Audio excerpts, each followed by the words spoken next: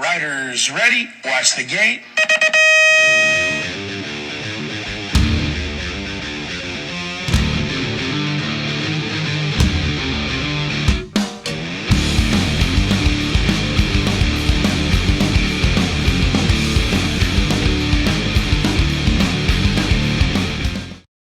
Hey, welcome back to the Dirty Knobs Podcast.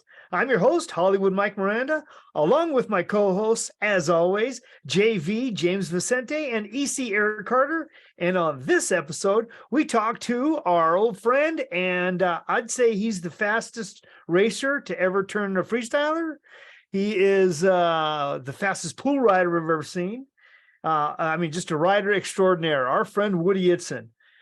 Listen, please subscribe to our podcast on YouTube. Follow us, like us, do all that stuff. Enjoy the show and check out the commercials. As always, they're fun, and the outtakes at the end. Thanks, and keep it dirty. All right. Woody, being the businessman that he is, he's always spot on. He's right on time. Oh, yeah, absolutely. He was actually 5 minutes early. And he knows EC, so he should know. He should know better. Right? The three things you can count on. It's all more. Downhill from here. That's right. Sorry, Woody. Yo. Oh. He's clean. Is that a shower? Or is that sweat? What the hell? Cousin it. I scrubbed it up, bro. I got home in time, scrubbed it up. Hold on. Yeah, you are. Hold on. Let's just get this straight. I got home in time. Yeah. I got home that means when we start at 6 and you show up at 6:07. Yeah. You got home in time. I got it. Yeah. Cause I normally always check in at 6:07, but often I don't scrub before 6:07. So I got home. I lost yet another $1 because I took the over on 6:08. See, and truth be told, I was ready at 6. You were just waiting? Huh? No. You were just waiting. No. No. This is my work computer, and so it wouldn't allow me to get in. They did like a password change deal today. So I went to open my computer and this shit wouldn't open, dude. Honestly, a little bit of a panic attack. Yeah, I bet.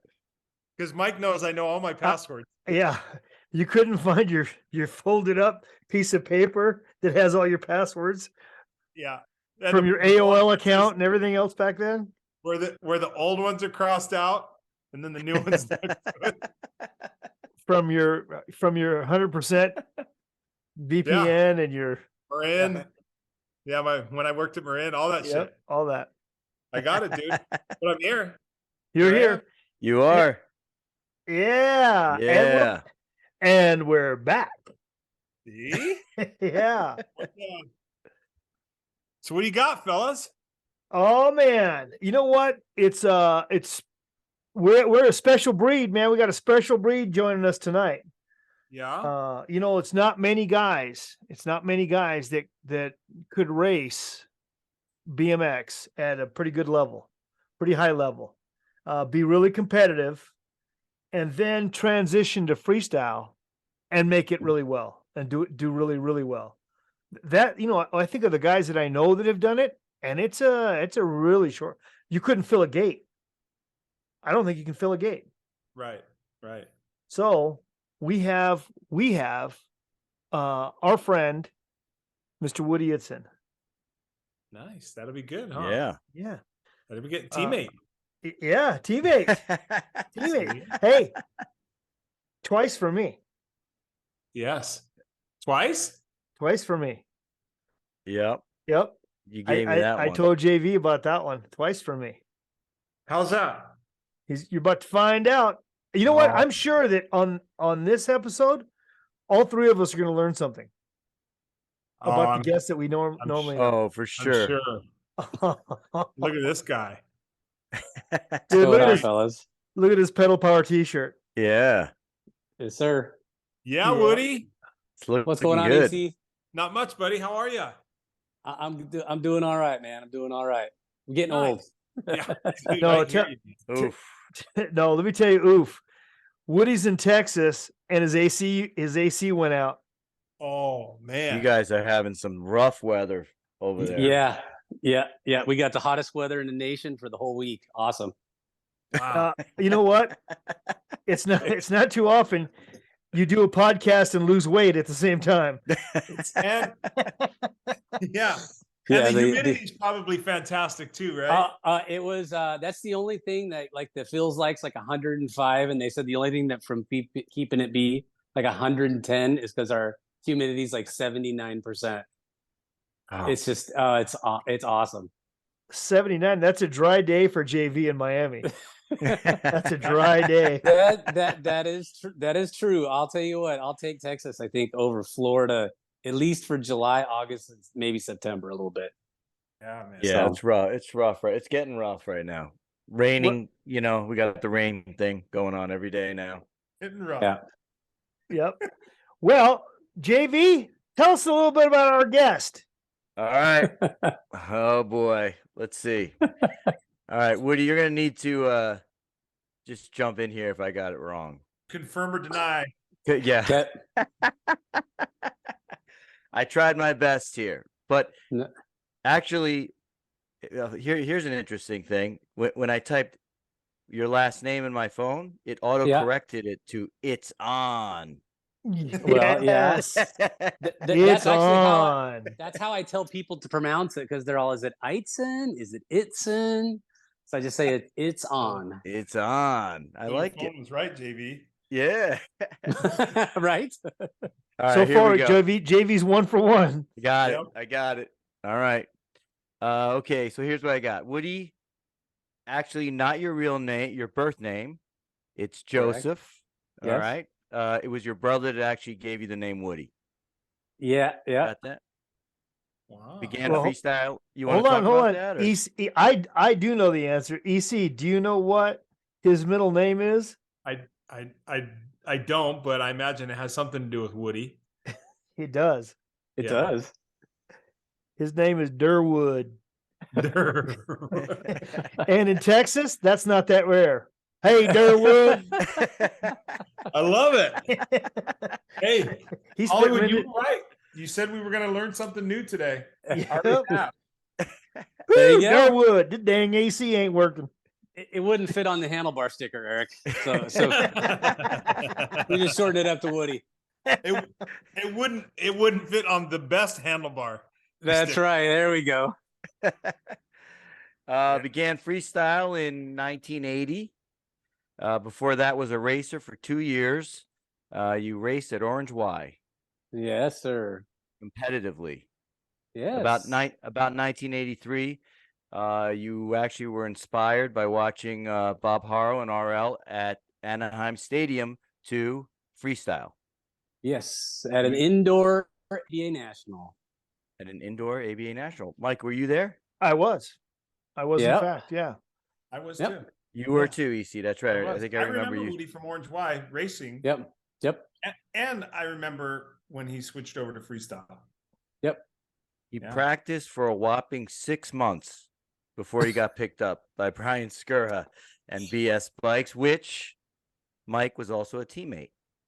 I see. Yep. I didn't know that. I knew you didn't know that one. I didn't know you were a BSer. Possibly one of the, let's just say, one of the most unique uniforms we wore. With Barney the Bull. Barney the Bull taking a pooping on the jersey, and the colors were yellow and brown. Amazing. Never to be seen again. You got to dig a picture of that up. Oh man. That's right. That'd be fantastic. Oh man, we had some pretty good teammates though. I mean, Man. yeah. Yep. Tosh Moraviev, Billy Griggs. Billy Griggs. Oh man. Yeah. And who was Brian an early mentor to? Yep. All Greg of us. Hill. Yep. So Pete Lonkarovich. the Wow. the BS bike stands for Brian Skura.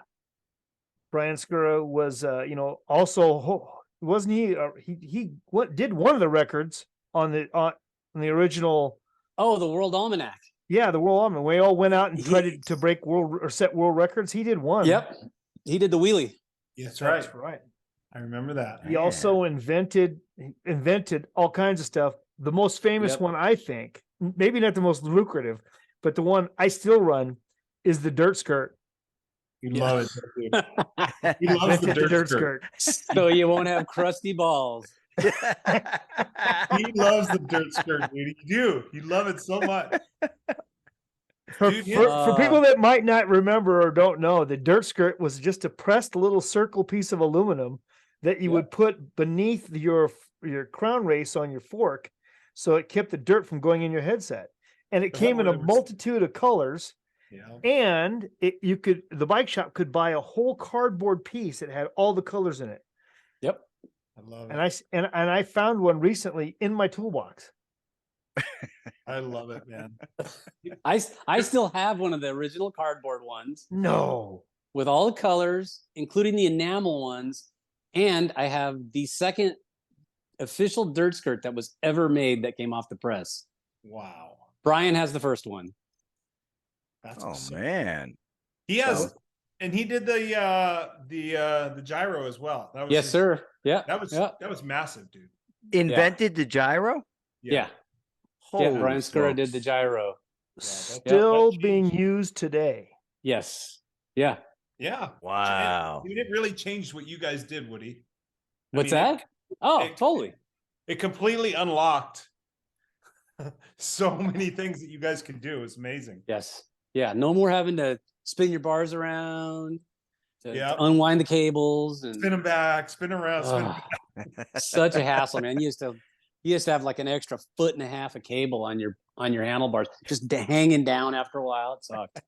So yeah, that definitely was a game changer. Genius, Brian Skura. Man. And don't forget the race lace hubs. Oh yeah. The only hubs that would outspin Campies, Philwoods, right? Stuff. I mean, they're literally made of legend these days, and they're worth more than gold based upon their weight. And brown and yellow uniforms invented that.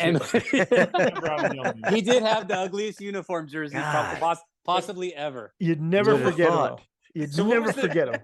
What was the difference between BS bikes and SST? Skura Speed Tech, right? That's what it was called. Yeah. So like the first dirt skirts that Brian ever made actually said BS dirt skirt on them. Those are the really rare ones. And then SST was John Miller and M&M Engineering, who became Brian's business partner. And he needed that backing to do all of his own development. And that's where he built the race lace hubs out of. And I mean, it was what was necessary to grow the brand because he just didn't have the capital. So, yeah. And that's where SST came from. And then he made the command posts. So I don't know how important it was for racers, but for me, dude, I used to bend handlebars, rear wheels, and seat posts like on a daily and weekly event. I mean, it was like Brian used to threaten me. He says, if you wreck one more of my wheels, I'm going to make you run a moto mag on the back. I mean, it was like that bad. So Woody, we did an episode about the best BMX parts that we our favorite ones. And the command post was one of them. Yeah. And for those of you guys that haven't listened to that episode, the command post had a piece of steel, chromoly, flat blade inserted in the middle of it. Mm-hmm. It's that way your seat wouldn't flex, and the sticker was put on so you knew which way to put it in. Yep. And phenomenal. I mean, simple solution to a problem we all had. I still have my original command post from the 80s. Oh my God. I mean, from all my years on touring, I never bent a command post ever. No, it wouldn't happen. Yeah. Yeah, it's pretty amazing. I could probably bend one now. I'm just the back part of the curve. I'm just saying, man. Holy cow. I don't know what those things are rated for, but I'd be pushing the limit now. I think I'm 2 tacos too many for the command post. I see, and I thought you were a 10-speeder. I thought, man, you'd be all lean and mean. Oh, no. Wearing the Lycra and all that stuff. I was for a while. I was a 10-speeder. I saw that. Yep. And then I went to the dollar menu, killed it. Killed the 10-speed program on the dollar menu. Now he's on the 10-pack of tacos. Yeah. No, I'm Yeah, that's exactly. And now I'm Taco Tuesday. 10-pack. oh man. Woody, just before you came on, we were talking, and I was saying that, when we think about, I think of all my friends that are freestylers, and how many of them came from racing and came from as good racers. I said, man, I don't know if you could fill a gate of people that were really good racers, and you absolutely were one of them. Absolutely, you were so. We always say that if you could make the main at Orange, you could make the main anywhere. Yeah. No, Yeah, it was good. Yeah. That's a true statement. And Woody was super fast at Orange and in a tough class. In a tough class. Tell everybody who your biggest competition. So week out. like my regular gates, like on a Friday night at the Orange Y, were me, Mike Redmond, Craig Mitchell, Dennis Kishiyama, Darius Stulo, Mark Darcy, and occasionally, I think Marietta was a little bit younger, but we'd race him like in the Trophy Dash or Open. Mickey Lundy, and then when I raced a pro, we do like 150% payback on Friday nights, and then on some of those nights, I actually raced like Stu, Harry, Tinker Juarez came out. When Marietta went pro, Peter went pro. So I actually got to race all those guys at Orange. I mean, like, and that was, you guys raced there a million times. When you know your home track, you know where you got to be. Oh, and Sean Texas, he was another one of the Orange local, especially in the pro class. And so if you got the inside line going into one, you come out the middle of two, stay in the middle on three, you keep them and you got to push them up. Swerve around a lot down the straightaways. And if you get the whole shot, it was but yeah, it was pretty awesome. I mean, some of those, like those Friday nights and Sundays with just 150% payback, like in the early 80s, you could win like 150, $200, from like a $10 entry fee.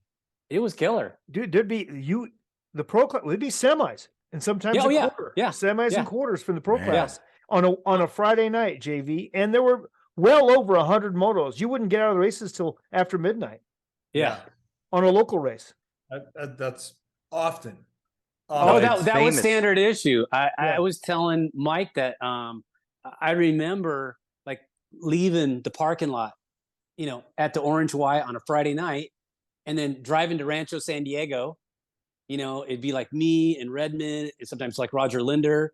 And we would drive and get there at like 1:32 in the morning. And then everybody would sleep in the back of my pickup truck in my SR5. And then we'd wake up in the parking lot when people got in, start the new day, or we take off we did this once with Peter. We actually drove to Vegas, got in at like 3:30, 4 o'clock in the morning, slept in the parking lot, and then raced the next day because it was a double point with the pro person. Chasing the points. Chasing the points. I mean, it was, but it's, I mean, that was the thing, right? Back then. Oh, yeah. Now you go to a local track, man, and there's no pros. If they are, the pros will get there before everybody, practice, maybe do 1 or 2 laps as people are showing up, and then they kind of bounce. Yep. And there's no pro racing on a local night. Nothing, man. It's so crazy how far it's transferred away from that. It was crazy because we had the Orange Y for Friday and Sunday, and then you had Wednesday. And Wednesday. I mean, on Wednesday, and then you had Norco Corona, Snipes Park, La Mirada, and so you could race basically like 5 days a week. Yeah, and you had to because we had like Pop Lemon, Jeff Schofield, Billy Griggs, and these guys that would have like 10, 12, 15,000 points in a season. Yeah, And I think like at one time, like I got all the way down to like number 3 in California 3 district, which was like a miracle because I was racing 5 nights a week, but you just couldn't I just couldn't maintain it for the whole year. Because between Cal 3 was Cal 3 and Cal 1 were the dogs, dude. Yeah. I was stoked. That was a Cal 9. Yeah. That was Cal 1. Cal 1 were gnarly, dude. I was Cal 1 without parents that drove me to the races. I was Cal 1 with a sore thumb from hitchhiking. Dude, I was Yeah. mooching rides everywhere. Yeah, and I mean, that's when regional or local racing and your district points, dude, it mattered. That was big, Totally. you know. I 'cause mean, it double points races were awesome. Like at Westminster for the Great Pumpkin. great And La Mirada Park. I mean, that was such a great track because at least you had all the grass and the trees, and I mean, it was, and then every once in a while you go to Corona Downhill if you really wanted to, freak yourself out. That place was awesome, but it was scary too. But yeah, when I think about all the tracks and like how they slowly kind of disappeared, it's so weird that they all just went away. You know what's weird is when you go to, like, if you go to La Mirada, it's just in the regional park, man. And I was doing sales for a company, and one of my accounts was down the street. I just popped into the park, went to the parking lot, crested over the hill, and looked down into that bowl. Mm-hmm. And I was like, dude, all the memories came back. Yeah, You totally picture, the downhill, the first turn, the swooping turn, second turn. I mean, it's just crazy, dude. And it's just grass now. Like, you could totally have an awesome track there. Yep. JV, the Orange YMCA is located right on the 55 freeway, a main freeway going through Orange County. Yeah. And it closed down 7 or 8 years ago. And every time I drive past it, I look over there, it's still just sitting right there. Yeah. It's like it's been flattened, but it still sits right there, not used. And you look every time. I look every single time. Oh, yeah. I look to see if Woody's in the gate. Yeah. Every single, and I did it for, I was out of BMX for I don't know how many years. Yep. Every single Friday night I drive by, man, I slow down, rubberneck over speed. The lights are on, man. You can hear Ray Rome's voice. Yes. The announcer. Oh, just great. Great memories. Remember Big John? John? It's a legend track. I mean, everyone heard of it, Oh yeah. It was, in my opinion, like I said, if you could race there, if you were making mains there, you're making mains everywhere. Yeah, it was good stuff. I mean, we didn't realize how lucky we were, Agreed. So, and you think about all the people that came out of there. I mean, I remember when Mike would come down there, and Andy Zerzow, and just whenever the big names would show up, we were like all, kind of starstruck. And you have big giant Kevin Harlow, who probably outweighed at least he outweighed me by like 60 pounds, and I remember looking at Sean Texas, and I'd look at him. I go, hey man, go easy on me going into the turns. I said, you don't barely got to bump me and I'm gone, Yeah. Woody, you're obviously competitive, Yeah. Why did you decide to kind of get out? Was it just because freestyle was kind of new still, and maybe it was be a pioneer in that whole thing, or? It didn't, it just kind of happened. I think, I mean, I liked racing, and I went with, so I got actually factory sponsored for racing by Bassett. So I went to the Lone Star. Hold on now. Don't pass over that so fast. That's huge. That's huge. Yeah. So we did a road trip to the Lone Star Nationals in Texas. Me, I think it was Roger Linder. I think it was maybe John Severin. For sure, Dirk Davidow, Denny Davidow. We're in the motorhome, Chuck's motorhome, Chuck Rogers, guy owned at Bassett. So we got out there, and I remember racing out there, and I remember being like competitive, but I couldn't really win like I could win at Orange, because there I'm going out there, and now suddenly in the 16 over expert class, I'm racing Mike Polson and Don Jolie and some of these guys that became like legit superstars, and I could stay with them, but couldn't beat them, They were strong, dude. They were, yeah. Those guys were. You were Andy a Patterson, skinnier guy. Oh, totally. I mean, I think I weighed like $125, $130. Yeah, I mean, you were a skinnier guy, and those guys were thick. Oh, and I remember racing Andy Patterson at Rancho San Diego, in a big race up there, and I hole shotted. I thought I was in coming in that turn, leaning right, and here comes Andy right up inside of me. Boom. And I mean, it's just like, I was gone, you know, and I knew he didn't do it to be dirty. He was just trying to win, you know? Yeah. But and then, like I said, I saw that freestyle show at I think it was like the Gnarler Nationals, or I think is what it was, but it was inside the Anaheim Convention Center on concrete. And I saw the show with RL and Bob and Bob Harrow, and I thought, man, I can do some of that stuff. You know, because that's where that little saying came from on the back of my pants. When I'd be out at Orange, I'd be doing stuff in the pits or whatnot. Or when I'd be on the track, I'd do like 360s over some of the jumps, and the little kids would be all, hey, do a trick. You know, so that's kind of where that kind of stuck. And then Brian Skura approached me and said, hey, I'll pay you to do a show at the Great Pumpkin Race for my company. I'm all, you're going to pay me? I said, well, I need a ramp. I go, can you build me a ramp? And so Brian, you know, in typical Brian fashion, over-engineered. I mean, quarter pipes that time were like 6 foot tall, 5 foot wide. Brian shows up 8 foot tall, 6 foot wide, big quarter pipe vert kickers. I'm all, what am I going to do? But I mean, like, I ended up doing the show and he paid me, and I thought, hey, this is pretty cool, you know? And it's just, I don't know, just kind of one thing happened. I just started racing less and doing freestyle more. And then I got hooked up with Vans, and they said, hey, we're going to do a nationwide tour this summer. And we want, you know, it's going to be you and Martin Aparijo and Mike Dominguez and Brian Blyther. And we're going to go all around the country. I go, okay, that's awesome. I'm in.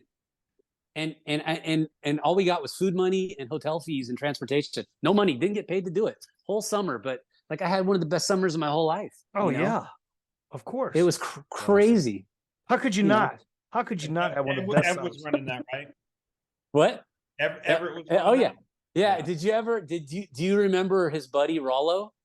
Oh, I do. Oh, I do. So, I mean, how could you not go on the road with Ev and Rollo and not have like the time of your life? I mean, like, we went to Woodward before it was Woodward, like when it was just a gymnastics training center. You were there. I remember. Yeah. Well, we had just started a racing program when you guys showed up. You showed up with the ramp. You With guys the had ramp. the ramp. Yeah. I remember that.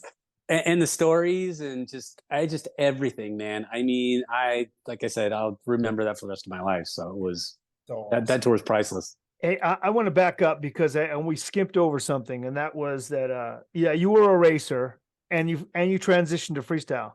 But before that transition happened, people don't know, I don't think, or don't remember how rad you were. What a great jumper you were, and that you rode skate parks. Yes, that's what because there was a skate park. Used to be a skate park literally right over the river from Orange.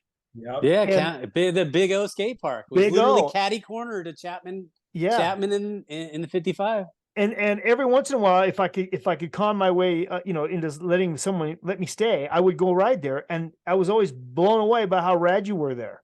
People don't know what a great jumper. I mean, you're a flatland guy. People think, sure, but you're a rad jumper. Well, that was the first time because you were still racing. You got that picture from Big O. Yeah. Oh, that's right. Exploding out of that. Yeah, I saw that. Yeah. Out of that bowl. Yeah. And you were still on Bassett. Yeah. And I remember thinking, dude, that's like, he's a racer. What the hell is he doing? Like, I had no idea that you had that. And I remember being blown away by that picture. I kept thinking, if he bends that wheel, he's going to have to run a moto mag. Believe me, there was tough wheels on that bike for a reason. I mean, that's so. Oh, that's right. Yeah, right. So you ran tough wheels for a long time, and a coaster brake. Wow. And true story. So I did a freestyle show on Friday for Brian Skura. And for like an I can't remember what it was, like an amusement park, but it was one of the little janky ones, not a big one. And it was during the day. And then I went to Orange that night and I raced in the Pro Main. And at that time, my freestyle bike was set up with DX pedals, 170 flight cranks, and a 4017 gear. So I just want to say for the record, I was spinning before Kenny Battle was spinning. And I had a coaster brake and I won the Pro Main that night. Wow. Well, somebody had Big John's starter cadence right down, I guess. Yeah. Riders ready, pedals ready, go. Yeah. That was At 4016, you were out quick.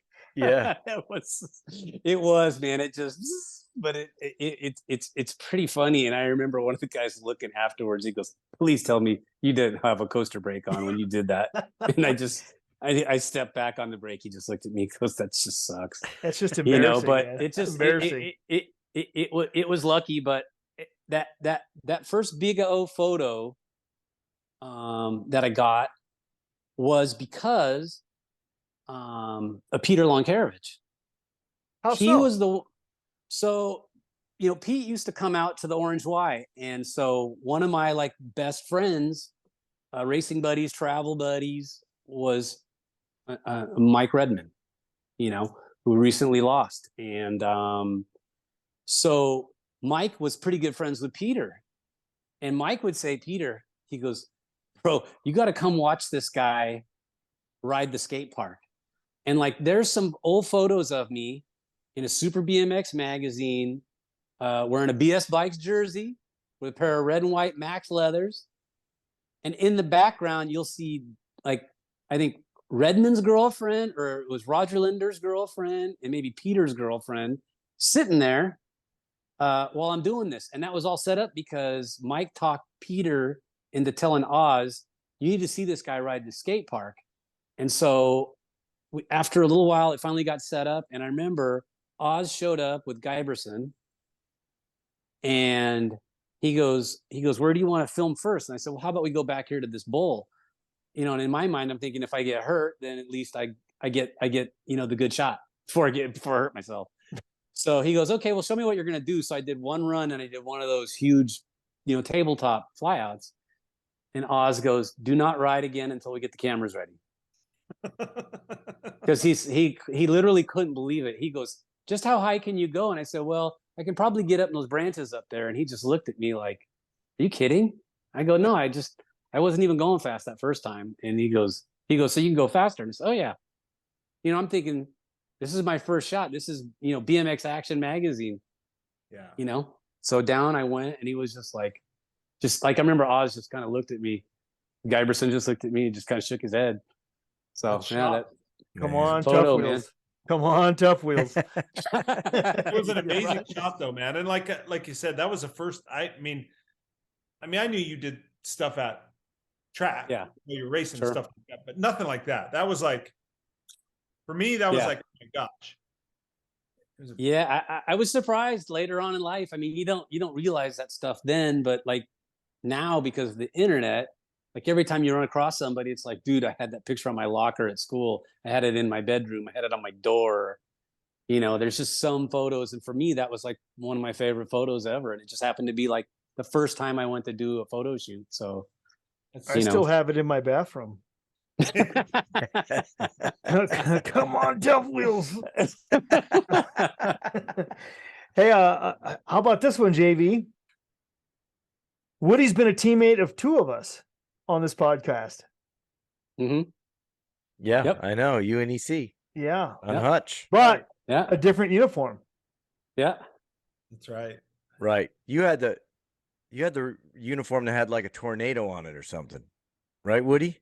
Yeah, I mean, that was later. I had the original one that was the racing one with the JT leathers, but yeah, then we got the pastel colors and the tornado. And yeah, the tornado was great. It was the 80s. It could have been worse. I mean, like Mannequin was the movie, and I mean, when I look back at some of that stuff, could have been brown and yellow. Could have been brown and yellow. Well, it could have been Richard Simmons shorts or something. Yep. I mean, and for what it's worth, I never did run a mullet, so I at least I got to dodge that bullet. Although there is a picture, I remember a Hutch ad with you, with like a safari hat on, some kind of canvas hat. Yeah. With we'll put a picture up so everyone will be able to laugh like we are. You don't have to do that. Oh yeah, we got to. We were all guilty of that stuff. Yeah, when Hutch came out with the totally rad clothing. Oh my god. Oh god, yeah, that was bad. way ahead of its time. They had the best bicycle. I mean, like riding for Hutch would be like driving for Ferrari or Porsche. I mean, No like their stuff was so trick and looked so awesome and worked so well.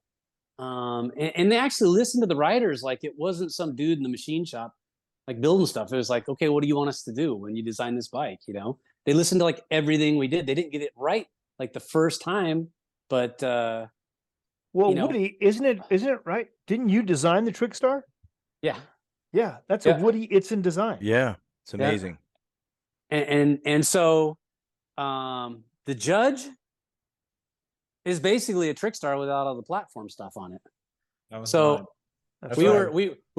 were at a race and Timmy got on my bike and was riding it because sometimes like if I was supposed to do a show with somebody and they got hurt, like to Timmy's credit, man, he would bone up every time. Hey man, I'll come out and do some freestyle, or he'd go out and do some jumping, anything he could to give me a breather, dude. I mean, I love that guy. You know, He's awesome. Besides picking me up from the airport and showing me some rental car antics, he always helped me out when it came time. But so he wrote it and he goes, "Hey Hutch, can you build me one without all the freestyle stuff on it? So if you take a Judge and set it next to my Trickstar, same geometry, same looper end, same thick Wow. dropouts. He just changed like the top tube, and yeah, man, it's That's know, like wild. yeah, it's EC, is your blue Hutch a Judge? Is that blue one, right? Oh, my green one? Green one, right? The green one. Yeah, the green Hutch is Judge. I raced the Judge. Ah. I liked it was steeper head angle. yeah. So yeah, oh my God, yeah. Yeah, I like the steeper head angle. I like to cut down and knife. I like that. And you know that's like one of the holy grails in the sport, right, Eric? I mean, Oh, yeah. there are I so do. many people that would like to buy your bike. It's ridiculous because I saw a picture at the event you guys had Yeah, in Dirty California, Fest. yeah, at Dirty Fest, and your son was holding the bike. Yeah, that's right. Yeah, Nice grips, by the way. If you need a pair of grips, I might be able to hook you up. I probably got some spares in my garage. the Amy guys gave me a pair of white grips because I used to run Amy grips. Okay.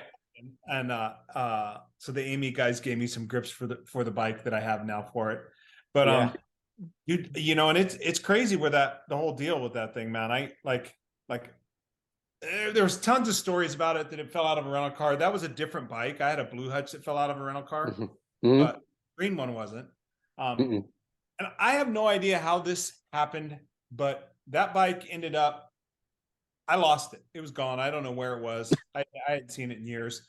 And I happened to just be driving by Jack. I don't know if I told the story before, but was driving by Jack McGrath's place, Jeremy's dad, and he was unloading a washer out of his truck and putting it in his barn. So I whip in and help him, and walked into their barn on their property where Jeremy grew up. And I look up and there's the damn bike's hanging in the rafters, man.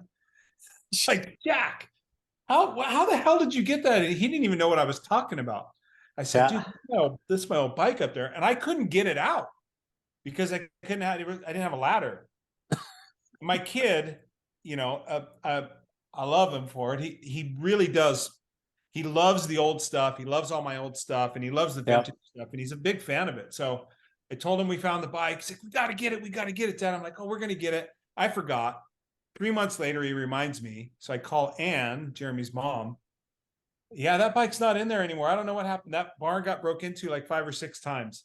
Oh. Dude, I thought the bike was gone. And my kid he wouldn't talk to me. He was so mad at me. And so I called Jeremy and said, hey, dude, have you seen that bike? He goes, oh, yeah. I saw that the barn was getting broken into. So I pulled all the stuff out. I got it at my house. Oh. So I ended up getting it back from him. He had used that as a lake jumper bike periodically. Canyon Lake. It was a lake jumper. Yeah, great. Yeah. So, but yeah, man, that thing it's solid, man. I mean, it's rideable right now. I mean, you know, it doesn't have all the perfect parts on it and stuff, but did you paint it green or did Hutch send it to you green? Hutch sent it to me green. It was the only one. Yeah. Yeah. I'd never seen one. And they made it special. I believe they made it special for the Terrible 10 photo shoot at Orange Y. I remember that. So that I would have something unique. And dude, it's the only, I mean, you can color, anybody can make that color green, but it is the only green factory done, whatever you want to call it, that was factory done by Hutch. Yeah. So it's the second most valuable Hutch in the world. I was waiting to say that. The second most valuable Hutch in the world, man. Yeah. Yeah. It's crazy, man. I can only imagine what people have offered you for that bike, because I know what I've been offered for mine. Tell us about your bike. Yeah. That my Trickstar? Yeah. The grail of all grails, bro. The holy grail of all holy grails when it comes to collecting BMX bikes. I love it. So the Trickstar, it took off. I mean, like, it won the Nora Cup. Like, it became the best, like Rockville said, like, best-selling freestyle frame we have, you know. And at the time, Diamondback decided they were going to get into freestyle, and they made Dominguez, you know, a huge offer, and they approached me as well and said, we want you to ride for us. And I said, yeah, you know, I really like the Hutch family, and, you know, I'm riding a bike I designed. I really like being here, you know, so it would take something pretty drastic for me to leave, not just money, I guess, you know. And they said, well, we'll pay you more. And in fact, there was a big contest back east, and one of the reps showed up and said, you know, just tell me a number. What would it take to get you? And I said, you know, like I said, I just don't want to do it, but I appreciate it. And you guys got Mike, and he's fantastic. He'll do great for you. But, you know, and then Hutch, you know, said, hey, I got something for you. I just want to say thanks for everything you've done for the brand. And I flew out there because I like flew to Maryland like every month. Like, I mean, it was drive to LAX, overnight to Baltimore, shoot an ad, do whatever, you know, whatever he needed done. And it was sitting there, and I was like, wow. I go, what's this for, Hutch? Is this like for like Interbike or something? He goes, no, that's your bike. We made that for you. And we just wanted to say thanks for everything you did for us. So it's pretty, you know, like, I was younger then, so, you know, you don't kind of get things like then like you do now. And I remember later on, like, after the bankruptcy happened and everything, and you know, I had a pretty good, honest talk with him, you know, and he had kind of told me, you know, I think you need to take that deal from Diamondback if it's still on the table. You know, he kind of told me what was going on, and, you know, there was a few of us that were owed some money. I mean, Mike, you know me, it's not like it was a secret. It was not. I mean, he was under court orders to do. I mean, if he would have paid us, he could have been liable for everything. And, you know, that was all the business side of it. I didn't, that wasn't my deal. It was, you know, what they did for me as a person, as a rider, you know. So when I went, I called Diamondback and talked to Al Stonehouse, and he says, yeah, here's your deal. We'll match your Hutch contract, you know, no problem. And I remember I gave my gold bike away to a kid named Jeff Rugg, and his dad worked for the AFA. And his dad had some strings for me, because when I came off of a tour, this is beyond ridiculous. I don't even believe I'm going to tell you guys this, but so I came off a tour. I was owed money, you know, and I was going to buy a new pickup truck. Remember the whole slammed Toyota with the Ronal 10s, that whole phase? So I had one already picked out at Longo Toyota. So turns out Jeff's dad's like good friends, like the president of Longo Toyota. And I said, yeah. I said, well, I didn't get my tour check, and I'm short a few bucks, so I'm going to have to wait. And he goes, let me make a phone call for you. So he goes, here's the guy's name. He gave me a phone number. I drive to Longo Toyota, largest Toyota dealer in the United States.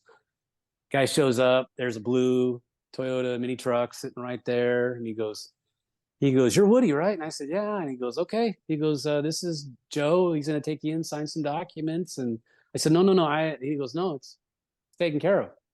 You bought it for you. No, it was given to me. Given to him. Wow. Free. Like, I'm like, wait, what? He goes, it's free. It's been taken care of. He goes, you obviously did something nice for somebody. And I'm like, kind of thinking, and I'm all, are you sure about this? I go, I don't owe you anything. He goes, no, it's free and clear. I looked at the contract, read it, signed it, drove away with a brand new car. And then I called Jeff's dad, and he said, we appreciate you coming down and kind of hanging out and teaching the kids and doing whatever. And I just wanted to say thank you. So one day I showed up at his office when I was riding for Diamondback, and I said, well, this is the best thing I got that I can give you.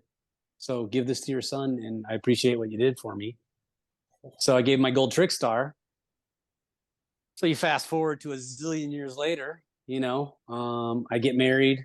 I'm like a lot of guys. I think I got rid of almost everything I had at one point, giving them away to my friends and whatnot. And I find out Jeff lives like 20 minutes from me down the road, and kid went to like USC and chemical engineer. And so we got to talking, and I got married. My wife says, hey, she goes, what's all this talk on the internet I see about this gold bicycle of yours? And I said, oh yeah, I gave it away to a buddy. She goes, well, you need to get that back for our kids, because she was pregnant at the time with my daughter.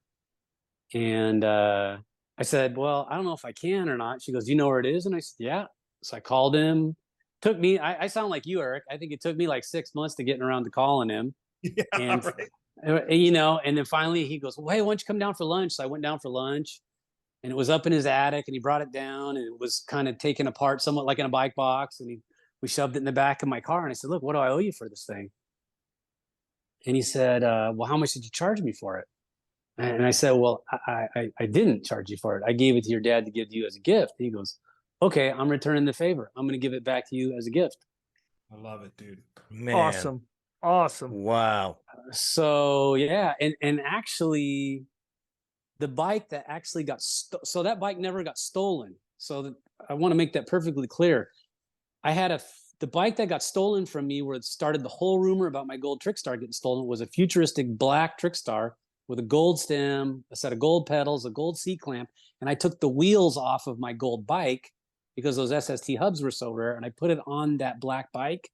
And that's the bike that got stolen when I was in New York.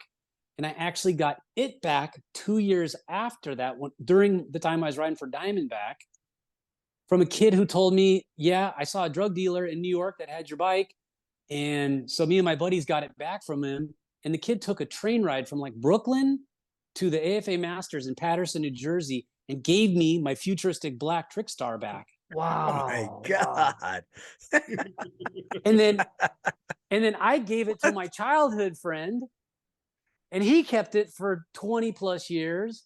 And then when I got the gold bike back, I called him and said, what do I got to do to get my other bike back? My wife wants me to have these bikes for my kids, since they were kind of linked together, because that was the one that got stolen. So I gave him a brand new Dyno Slammer. That's what he wanted. And he gave me my trick star back. Oh man, that's awesome. Yeah, it is awesome. Yeah. So yeah, if I hadn't given that stuff away, I probably wouldn't have it now. It probably would have been stolen, or who knows what would happen. I know, it's EC didn't give anything away. He still has everything. I did. I saw it. So that's the one I did see that episode when you guys were talking about the hoarder parts. The hoarder about parts. And so, and I still can't believe you like Galindo bars, just for the record. Those things, I mean, I would have, bro, it would have taken me like 15 minutes at the skate park to wreck a set of them things, man. I'm telling you. It's a delicate handlebar. It's not meant for, it's a delicate rider's bar. I did give away some of my bikes, man. I did give my sister's kids one year for Christmas, before all the vintage racing, vintage collecting started happening. Yeah, dude, I built all of my old Hutches up, and I gave them all to him. And those are all gone. I have no idea where they are. Probably 10,000 a bike. Dude, yeah. I mean, with aero speeds and Hutch hubs and pedals. Insane, right? Yeah. Judges with aero speeds. I know. $10,000 bike. I mean, that's just a regular one. That's not for the green mamba or whatever you call it. Right. But I do have, what I do have, Woody, is I have a VDC freestyle bike. Do you really? That's super sought after. Yeah. And I mean, like way up there. Yeah. I have a VDC freestyle frame that Boris gave me. I think it says it's like number 6 or something like that. Yeah. Oh, jeez. Yeah. I don't think I've ever seen a VDC freestyle bike. Oh yeah, it's funky. Man. There's Got a lot the of two shit. bars on the bottom that come up and pierce through the thing that sits through the head tube. Exactly, And the hammerhead. yeah. Hammerhead shark. Holy. Yeah, I got one of those in my garage, pristine, dude, never built.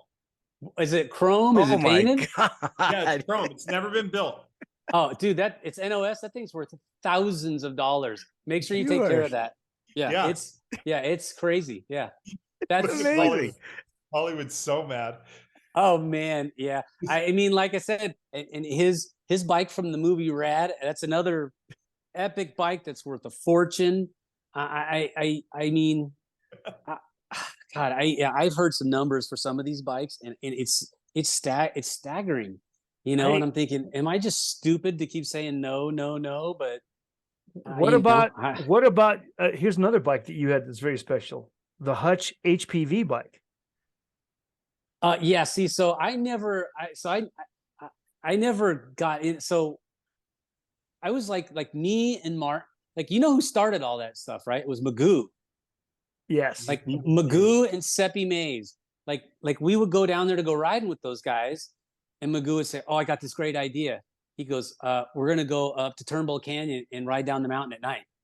And I said, "Yeah, that sounds like a real good idea. Get run over by cars, awesome." He goes, "No, there's not much traffic." He goes, "I'll follow behind you on the cars." And Seppi goes, "Oh man, you got to do it." So me and Martin went up there with Seppi, and Magoo's following us down this thing, and man, you get humming. And so Seppi goes, and he modified some stuff on his bike. So the next day, me and Martin went home, took frames, turned them upside down, put goofy like junior bars and flipped them over, and tried to make like cafe bikes. And dude, you go through those turns leaning, and it took a while to get the nerve, but man, you would hear the tires just humming. And you're thinking, hey, I mean, you really did get moving, man. And then you go in the day when you can really see. And I mean, so all that all that crazy stuff, when it went to the tramway, I was already done. I was already over it. Because I remember, of all people, Dave Cullinan coming up there one time and doing our thing. I mean, Huffman was there, and there was a bunch of people. It was getting really big. I mean, there was like 15, 20 people up there. And I remember going outside on this turning left. And I mean, we're going coming this turn, probably going 35 miles an hour. And that doesn't sound that fast, but when you're like leaned over on a turn, and I mean, you know, there's metal guardrails to keep you from going down the side of a hill. Like see you later, you know? And I remember seeing Cullinan coming on the inside of me, and I'm thinking to myself, there's no way he can get past me without crashing. And as soon as he got alongside of me, I saw him start to wobble, and that was it, man. I hit my brakes, and Dave just hit and slid out, and boom, hit the guardrail, and he got messed up pretty good. But at least he didn't go down the hill. But yeah, he got jacked up pretty good. And I said, man, I'm kind of done with this, man. I got to go on tour, and I got to stay healthy, man. And then later on, I see everybody, Brackens, and these guys are up there on the tramway up there doing 70 and 80 miles an hour. I'm all, forget that, man. Yeah, that's gnarly, right? Once was enough for me. Yeah. Yeah, I mean, that was well, when I don't know if you guys did it, but on the freestyle tours, like every time we would go do shows in Colorado, like it was mandatory. As soon as we got up on those 5-6% grades up on the mountains, like, you know, because we're towing a trailer, so we'd leave Bowser or Frank Skura, whoever was driving behind the wheel, me and Mike or Mal Turno, whoever it was, we would get out and boom, on the bikes, going down these trails. I mean, down the highways. I mean, and you're going like 40, 50 miles an hour, just humming. And on freestyle bikes. Yeah, freestyle, yeah. With steep head tubes. Yeah. It was fun, man. It was killer. It was, I mean, that's some of the best stuff ever. I mean, I still did that when I was running the teams in my GT days. Like I'd get out and it would be like Trevor and Volker and whoever else going down the mountain, you know, just hauling. I mean, they would literally be pulling away from the van sometimes. So yeah, it was good stuff. Well, after you ended your career as a rider, you did go on to a whole new career in bicycles. Yeah. I mean, I remember you were, you know, if we saw a show during a freestyle show during an NBA halftime, it was one of Woody Itson's shows. Yeah. Yeah. So I when I retired from riding, I went to college. So I was gone for like 3.5, 4 years. And I remember going out to Coal Canyon to a national. I ran into Huffman and he goes, dude, where have you been? You know? So I kind of told him, I said, yeah, I'm getting ready to take my finals here in December and doing job interviews. And that was it. You know, I kind of didn't think much about it. And I went and, you know, found a bunch of the guys and seeing old friends. And I got a call like a couple of days later and he goes, hey, it's Todd. And before you take a job with anybody, come talk to me at GT, you know, just do it. And so he kind of told me, so I went in there, I had a resume mail. You'll love this, Eric. I had a resume and I showed up in a suit because I had to buy a suit for doing my job interviews. And I actually got job interviews. I was doing like interviews with like Arthur Anderson and KPMG, Pete Marwick, all these the big six at the time. It was the big 8 accounting firms at the time when I graduated. And I had an accounting degree. So I was thinking I was going to become an accountant. And every time I would do an interview, they'd look at my resume and they go, why in God's name do you want to be an accountant? You know? And so I went and sat with Richard, and Richard looked at me and he goes, impressive. He goes, but you didn't need to wear a suit. And and he goes, and I don't need your resume. He goes, but I'm going to look at it because I already know who you are. And that's why you're here. And Richard sat down and said, I'll give you 3 years to fix our freestyle program. And if you can't fix it, we're going to close it down. And the person, so after I thought about it, I weighed all my options. So when I came in, I talked to Richard and I said, okay, I'll take the deal. And the person that they had show me the ropes was a guy named Mike Miranda. You were effed at that point. He was effed so hard at that point. No, he taught me all about the Miranda lunch. That was that was like infamous at GT. Like only a few people knew, but the ones that knew, they knew what a Miranda lunch was. And that was not like 30 minutes and then back to your cubicle or your job. It was, hour and a half. Excuse me, guys. And, a trip to the driving range. And that's what Mike did. He went to lunch and he took me to the driving range and got me hitting golf balls. Sometimes it was the shooting range. It was always tacos and something. Tacos and something. Oh, man. Tacos and an adventure. And nothing's changed, Woody. No. I would think not, Mike. I would think not, man. BMX is lucky to have you, man. I don't know about that. All I know is that, being on Hutch was more than just being on a team. Being on Hutch was being part of a family. Yeah. And now that we've been doing this podcast and we've got to talk to all of our friends again, we found out it's a much bigger family. It doesn't matter what team you were on. You're part of the BMX family. Yeah. And man, we are we're loving doing this. We're loving talking to our friends. We learn something more every time. We learn something about our guests. And listen, Woody, I think I've known you forever. I feels like I've known you forever. And I've always thought you were a great friend of mine. And there were things I didn't know about you, but there are things I do know about you that other people don't know. Yes, I'm sure. Like your dad was was a sea captain on a tanker. Yeah, he was. Yeah. Hard to believe, right? That is so odd. And he was gone for months at a time out to sea. Yeah, captain of a super tanker. He used to work for Unocal. Like his friends put it this way, one of his best friends was like the president of Union Oil. When I got married, some of the people that sat at my dad's table was the head of the California Maritime Academy, the head of the United States Coast Guard. Wow. The head of the Union of the MM&P. I mean, it was kind of like but he was very quiet. He never talked about any of that stuff. Like I didn't find out about some of the stuff. Like my dad was in World War II on a victory ship off the coast of Okinawa when they dropped the atomic bomb. Oh, I didn't find that out till I was in my 30s. About 6 months before he passed away, he was given the Medal of Honor for his service in the military. So yeah, it's kind of it's crazy. And it's just so weird when I think about it, when I guess these days I don't look so much to the past. I when I'm on Facebook, I like reading more about like I watch all of Eric's stuff with his kids because like I'm super involved with my kids, you know. And it's like that. I like seeing that more than, I mean, like I like talking about like some of the old stuff with guys like, you know, Mike and Eric, because, you know, they get it. They were there, you know, and it was fun. And I don't feel like I'm telling the same story over and over, you know. And I'm sure because every time you guys go someplace, they're like, oh, what's it like? Do you have the green Hutch? Do you have your pink Hutch? I mean, I could probably list the top 10 questions you guys ever get asked, but it's different. Oh, do you know Woody Itson? God, if I had a nickel every time I had to answer that stupid question.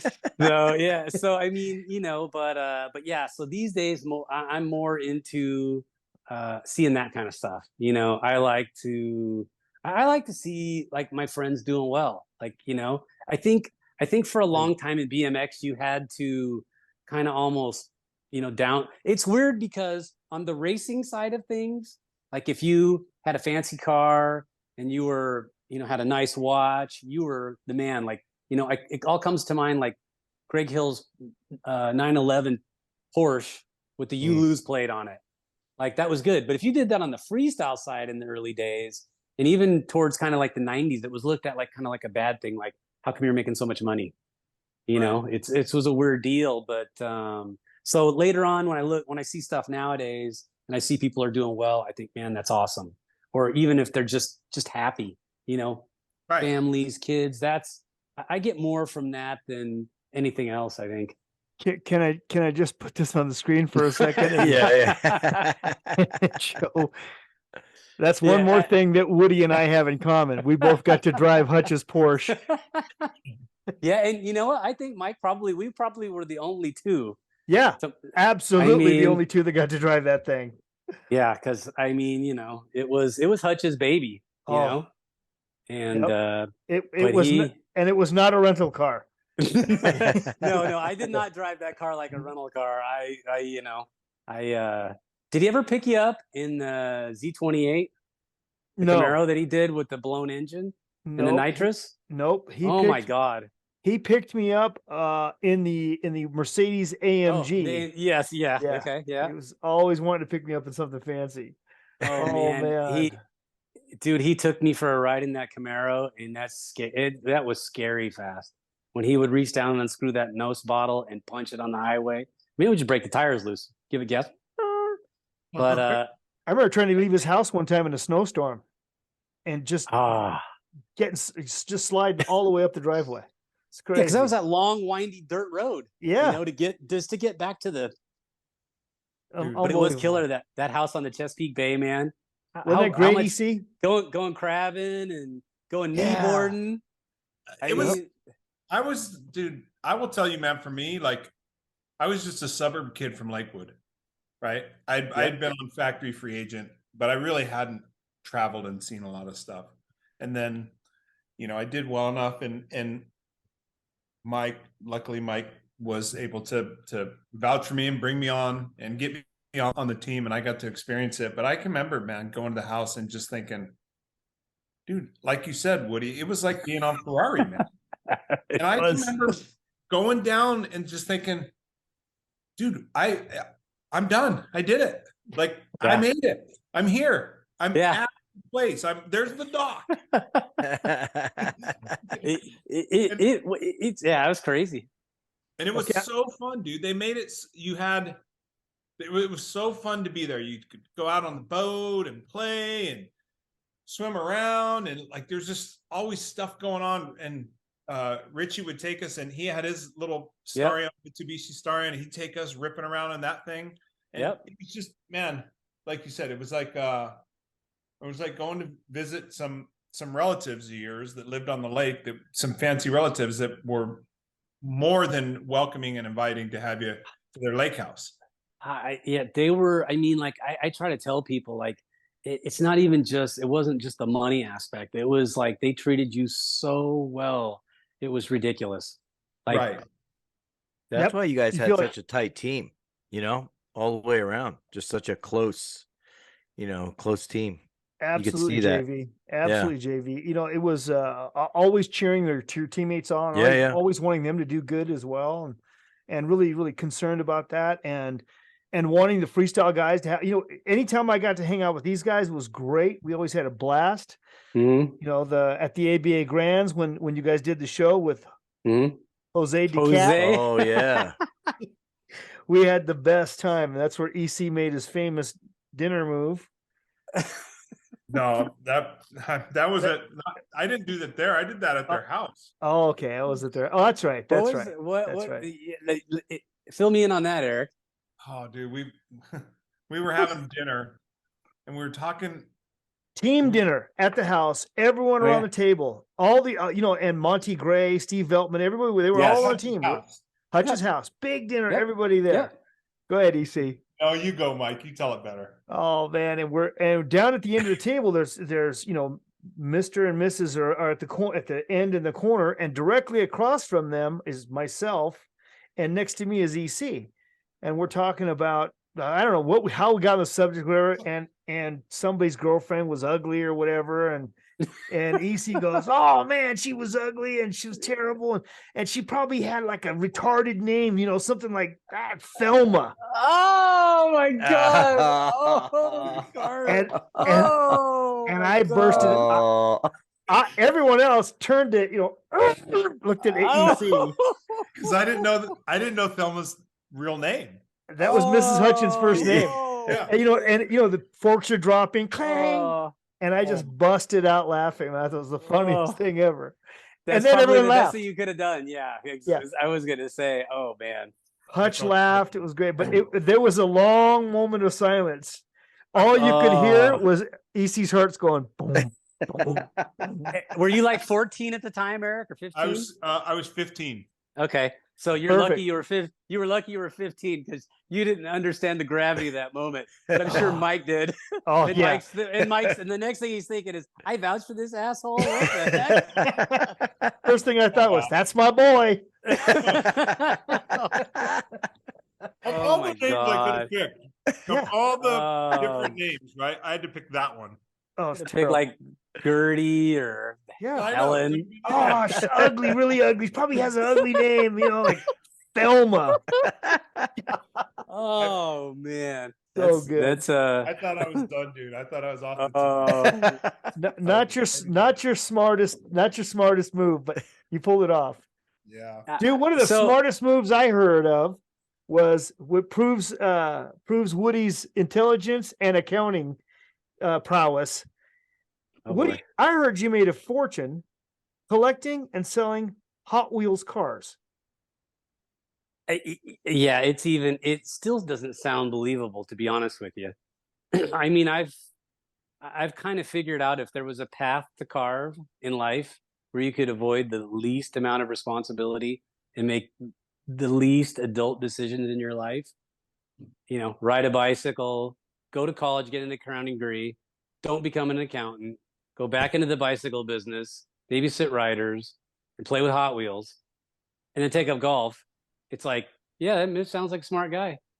Yeah, but I actually have a display of Hot Wheels in the Smithsonian Institution. Yeah, dude. You guys. Wow. I was gonna say, my kid collected Hot Wheels, and I actually have reached out to Woody a couple times about some of his cars, but dude, his collection's gnarly, man. How the hell did that happen? Well, I mean, when you're so I had Hot Wheels as a kid, right? I was the right age. They came out in late 60s and played with them a bunch. And then I had like an original 24 car box. And my mom told me that when I was a kid, like when she would have garage sales, because my mom was an artist and she would paint stuff and she would sell her paintings. And so she said I would set up a table and I would wheel and deal with Hot Wheels. And she goes, then you'd get money and you'd buy new ones. And I thought, okay. So anyways, but I would be fast forward to like the 80s when I'm on the road traveling now. We're doing shows. Well, some of these events we did car shows like World of Wheels and things like that. So we'd do shows and then I'd be walking around the pits, walking across a guy with a table sitting there with Hot Wheels on it. And they're like $5 for this car and $10 for this car. I go, dude, those things were like 69 cents when I was a kid. $10? I go, what gives? He goes, oh, they're highly collectible. I go, you're kidding me. He goes, no. And I said, well, I got some back home. I better go. He goes, you want to sell them? And I go, nah, I'll go look though. But I went home and all of my Hot Wheels were beat to death, like shot with BB guns, blown up with firecrackers, played in the mud. I mean, utter garbage, right? Except for one. I had a 1969 classic Ford Woody that looked like it was in pristine condition. And at that time, it might have been worth like maybe $15. And I thought, this is pretty cool. I'm going to try to pick up some more of these things. So I started picking up more of them along the way because I remembered, oh, I had this one when I was a kid, and I did this one. And sometimes I just trade like a tour shirt, autograph a tour shirt, a tour poster, and the guy give me a couple of Hot Wheels, So I started doing that, and then eBay kind of came out of nowhere. Nobody knew eBay was coming, and by this time I'd had a few hundred cars, and I started looking at some of the prices, and then I'm thinking, man, I only paid like $10 for that car, and it's like worth $50. And I go, but I like the car, and I don't really need the money, so I'm just going to sit on it.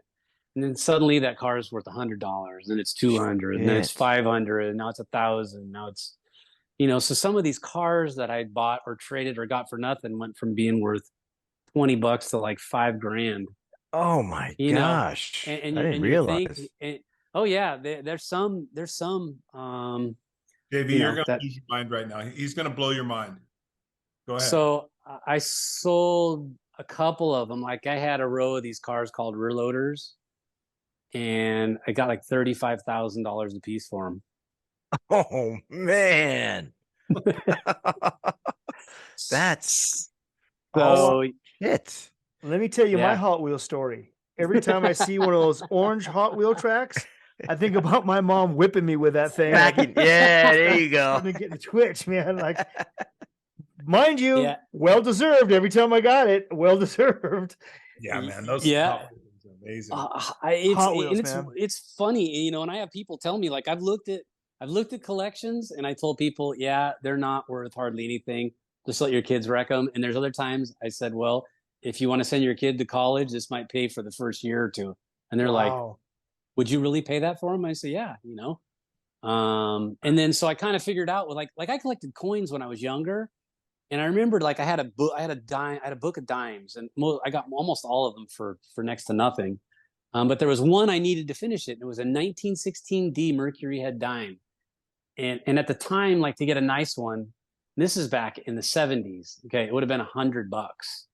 And my mom says, "Are you out of your mind? I am not going to spend $100 on a dime." So now that same dime today is worth like $2,000 or $3,000. So I kind of started thinking, if I apply that logic to Hot Wheels and start going after the more expensive stuff, because I had friends that collected comic books and stamps, and I didn't like that stuff, but I liked Hot Wheels. So it turned out to be like one of the best investments I could have ever possibly have made. Just like dumb, it was just dumb luck, Do you? So the Smithsonian, do they like rent that from you? Like, do they pay you for that? It's free. So it's just so I have like a replica. It's a replica case of like the original 1968 store display. So it's maybe like 1.5 feet long, about 1 foot tall, but it's got original cars, and it's got one of the first 16 cars that Mattel released, all in a different color. It's in a display case, and it's part of their speed and performance and whatever they call it deal. And it's going to be there for like 10 years. So, and it says Hot Wheels on loan from a collection of Woody Itson. That's cool. Something like that. So it doesn't say Durwood. It does not say again. It doesn't say Durwood. It was just too much of a mouthful. But hey, Mike, speaking of which, something did come up when I talked to you earlier today, and I started thinking, did I just imagine this, or did this actually happen? Because I know the first part happened, and I'm pretty sure the second part happened, but I'm not positive. So no, somebody asked me. She said she was 18. No, actually had nothing had to do with racing. So okay, let her rip. So I remember going to your home track up in Corona, and I believe, from what I remember, we got in trouble for jumping the jumps backwards on part of the track and cutting across the track to get to the starting hill for the main. And the punish was they made us start backwards on the starting gate. The main event. Exactly right. And I thought they were kidding, and I'm all, I'm all really. And I remember you looking at me and laughing, and I'm thinking, I come all the way out here to race, and Mike gets me in trouble at his home track. But of course, the announcer was talking about us jumping when we were doing our jumps on the track too, because everybody else liked it. But I remember. Okay, so I wasn't, because I told somebody exactly what happened. I go, dude. I remember racing one time, and I went up to Mike Miranda's home track, and I got you in trouble on purpose. Mike, we got it. We cut across the track, and I didn't know we weren't supposed to do that. And sure enough, we got up there, and the starter made us turn around and start backwards in the main event. Yep, that's about right. Well, Woody, I'm gonna tell you this, man. As my two brothers here know, I didn't collect anything. I don't collect anything. Yep. But I've been collecting stories. I've been collecting podcast episodes. Yeah. But the one thing I do have a wonderful collection of, and that is my BMX brothers and sisters. And Woody, you are certainly top shelf. You're a collector's item, man. When it comes to great friends, I appreciate that. Love you to death, man. Love you to death. And I same, Mike. Like I said, I mean, when I saw your thing, I was like, wow, that's cool. We've gone golf together, worked at GT together, Hutch together. We've gone to lunch. We've gone to lunch together. I got on long lunches together. Yeah. I just, it's good. I mean, I miss a lot of that, but I got a really good life, and I'm stoked on it. Things kind of worked out. Let's face it, we're all pretty lucky. We're all pretty lucky. Yep. We're all pretty blessed. We have great memories. We've got, some of us have hoarded some of our stuff. You can look at those memories. Yeah. Walk in the garage and look at just rows and rows of memories. I don't know. Man, but Eric, where are you living these days? I live in Marietta. Menifee. You almost said Menifee. No, I did. Look. Oh, there it is. Look at that. That looks like a Dicom C-clamp. Look how big that front thing is. Dicom C-clamp. Yep. It's got double dropouts. And a VDC seat post. Yep. I'm sure. It is. Dude, that is... Oh, coaster brake hanger. Yes, sir. Way to go. Never been built. Never been built. Look at it. Yeah. Do you by chance have forks for that too? I think I do have the forks. Of course he has the forks. Yeah, it says. I'm telling you, Eric, that frame with a pair of forks and a pair of my handlebars, holy mackerel. That's a down payment on your kid's new car. That's 934007 is the stamp. It's a 7. It's a 7-1. Lucky number 7. Let me look at the front of that thing, the head tube of that bad boy. Oh, man. Look at that craziness. And you know what? And when you backpedal for the coaster brake, flames came out of the front. Yeah, man. This thing's been, it's been multiple houses. Look at that. Yeah. That is like, that's rarefied air right there. That's like, it's a Changa? Yeah. With a VDC layback seat post? Yeah. Is that one? Did you race that one or? Yeah, I raced that. This is the one I raced. Okay. I have like 4 or 5 VDCs. So did you actually? So you were on VDC then? I was. Oh, so that would make you, me, and McGrath like the best well-known VDC members. That's right. I didn't know you raced for Voris. I was on VDC in '83. Okay. That was when I was on VDC for about a year. So yeah, Boris is awesome. I love that guy. Him, dude. Yeah. Salt of the earth, that guy. Such a good dude, man. Such a good dude. He's funny and I, people that are in the know how important Voris was to the industry. Oh, sure. People that don't know have no idea how instrumental he was with how much manufacturing he was doing in the hotbed of BMX. And for who he was making stuff. Yeah, for everybody. Yeah. That's what I mean. He was the guy. Yeah. He just was an awesome dude. Yeah. Smart. Made Santa Ana, right off the 55 freeway. That's right. So yeah, I got these things. the Hollywood says it's just stuff, but I think it's worth something. Oh For my sure. God. I'll tell you that stuff you got sitting there, just that stuff you had sitting there. Yeah, That's probably worth $7,000 to $10,000. yeah, that's what I was venturing to say. I'm trying to get my kids. My youngest son Cole, he's the one that wants to keep all this old stuff. I would actually part with this stuff. I'd like to get a cabin in the mountains. I think I would rather, for me, I love that stuff, but it's not that important to me. I get it. I mean, and I would rather conversation I have with Hot Wheel people all the time. Yeah, I would rather have a place that I could create memories with my family than have these things. So, and I think as I don't want to break my youngest son's heart, because he really truly, he idolizes me. And so this stuff to him is important. It's really, really important. Mm-hmm. And so I don't sell it. But I think as he gets older, I think he's starting to realize, like, wow, like, this stuff is important. Maybe I'm going to pick one thing that's super important to me. Yeah. And then the rest of the stuff we can sell, so we can have this place that we can go do things. That's the conversation I have with people when they call me about selling a collection. It's like, especially when I have good news for them, and I tell them, you could be looking at, 20, 30, 40, 50 grand, whatever, right. And I say, if you want to give them to your kids, they can devalue them till they're worth nothing. Or I can give you 20 grand cash and you can put that money aside and you could take $100 and buy your kids 100 brand new Hot Wheels to play with and completely destroy.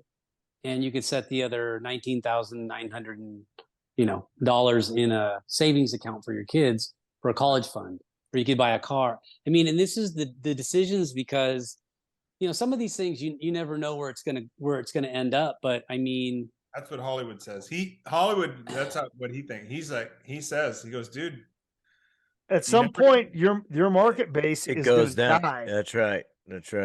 At some point. Yep. And I would trade my frame for the number 2 taco plate. Yeah, I think stuff. I do think Hot Wheels will always go up because they're still making them. And I know they're still making BMX frames, but I think it's a little bit different. Yeah, you can definitely have like tin toys used to be super popular, and a lot of those collectors aged out and died off, and there was so much of it. So you have to look at economics sometimes. You have to kind of make a decision. But I mean, it's like, to your son, like, is it the bike that's valuable, or is it the memory that you created on it? Because you still have the pictures, you probably still have your jerseys, right? And probably still have your Galindo bars. And yeah, I'm not sure what the market on those is. They're actually pretty expensive. Pretty collectable. Good Not many Lord. survivors. I wonder how much. God. I kept a fair bit, Woody. I actually blew these guys' minds away when my mom, she's getting ready to move out of the house that in Norco that she lives in now, and she's going to move closer to me and Marietta. She's going through stuff, and she found like old boxes of all my old stickers. And dude, the sticker collection that I have it's actually worth a lot of money. I do. I have the same thing, dude. I mean, I have a huge box. I have one sticker that a guy offered me $500 for. $5 for one sticker. I'm thinking, what was it? An SST original seat post sticker. Oh my gosh. Because he wanted his bike to be all factory correct, all original. I don't want reproduction anything. I have one sticker. There you go. That's my one sticker. My Evil Knievel number another sticker. That my number plate sticker. I gave you one of those Hollywood Mike Miranda stickers. That's right. I was gonna say he probably has that. He traded it for a number 2 taco plate, I heard. Exactly. I traded that one rare. That's how I got the Evil Knievel sticker. No, it's crazy, man. Like unopened packs of Hutch frame stickers. Mm-hmm. Yeah. Like not even they're still in the bag. Yeah, I've got a bunch of Hutch stuff. All kinds of stuff like that. And I guess that stuff's worth a fair bit of money, man. Like collectors are hounding for that stuff. Oh, remember the little silver? They were probably about that big. They were silver and had black piping around it, said Hutch in black letters. I've got like a pack of those patches. Just I got stacks of those stickers. I gave my wife one time saw one of my old signature stickers sold for like $40 or $50 on eBay, and my wife goes, "You have hundreds of these things." Like every time like a kid would send in a letter asking for an autograph, I'd send them a few stickers. Yep. I didn't think anything of it. I'd been doing this for forever. I have some. I have some of your stickers, and I believe I have a Woody Itson bar sticker as well. Yeah, that's the valuable one. Yeah, I think I have one of those as well. Yeah, I mean, I'm not surprised. Like I said, based upon what I'm hearing, that's cool. I get it. I get it, Eric. I told Greg Hill one time how much I turned down on my gold bike, and he looked at me and he goes, "Bro," he goes, "What's the deal?" He goes, "That would have been gone. Like it was gone. Like, dude, what are you doing, bro? What are you thinking? That would have been gone." Hey, butthead. Bro, listen. Butthead. What's the deal? What's the deal, man? But yeah, Hillage, we love you, dude. You could have had a new garage floor. Hillage, we love you, bro. I do, man. I remember when he did the whole GHP thing, and he sponsored Martin, and Greg's all, "Okay, all right, here's the deal. I want to learn some freestyle." And so me and Martin went imagine him, Greg, "Hey, I'm gonna learn some freestyle." Hey, I kid you not, you're gonna see this trick and you're gonna like it. Okay, everybody, clap. Oh, dude, so one of the best stories ever. I don't know if you used to go there and ride, but I used to. Me and Martin used to go ride Centennial Park all the time. Centennial. Yeah. So not worth the drive. Not worth the drive. No, but I was close. So me and Martin were down there, and Hill was down there, and Tim March was new to the U.S. Oh yeah. And if you've ever seen Tim March jump back in the day, bro was stiff. Oh. And the funniest thing I've ever seen was watching Greg look at him and go, "Dude, what's the deal?" He goes, "Let me show you something." And he took off. And I mean, watching him jump through those, me and Martin were laughing so hard. And he goes, I mean, he how he is. He just, it was the funniest thing. And he would do it again. He would lap around again and again. And March would look at me and goes, "Does he do this to everybody?" I go, "Oh yeah." Yeah, it was good. Yes. Dude, you look like this. I love it. What's your deal? Yeah. What's your deal, bro? What's your deal, man? Hey. Yeah. And then I remember he got all into the he had like a trainer, and the guy like he. Oh yeah. Remember when he was doing the yeah. So he would have you stand there, and then he would look at you and he'd go, "Bro, your left shoulder is down here, and your right one's over here," and I'm looking like, "What are you talking about?" And it was EC. Tell your story, the penny story. What? You got to focus on the penny. Focus on the penny, bro. It's about concentration. Oh man, I love that guy, man. Dude, you know what? But you couldn't argue with the guy because he was so damn fast on a bicycle. Oh, he'd stomp a mud hole in your ass. Oh, dude, he was. Well, that was the good thing. See, me and Martin we were on friendly turf with him. We didn't have to worry about that part of the deal. He was always nice to us.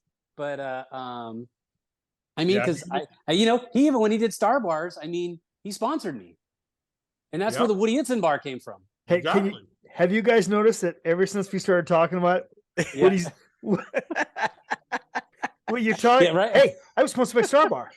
They had these bars, and they were great. So that's the deal.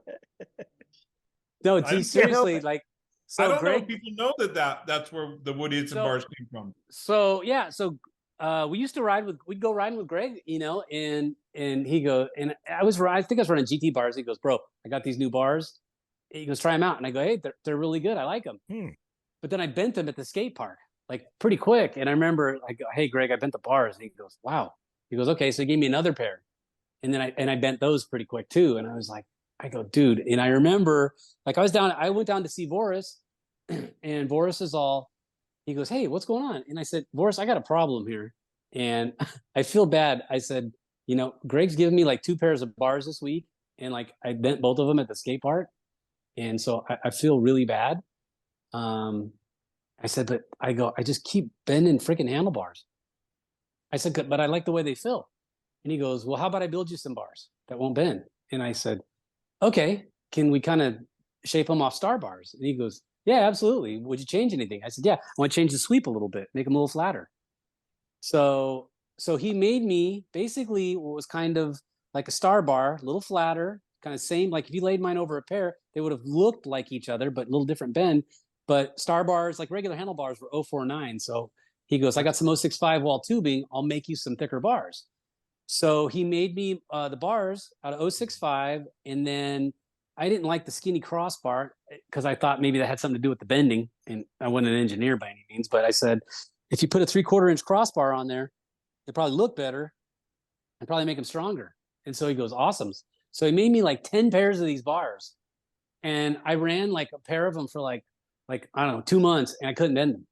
So I started giving them away to some of my buddies at the racetrack, and they go, dude, these are awesome. They don't bend.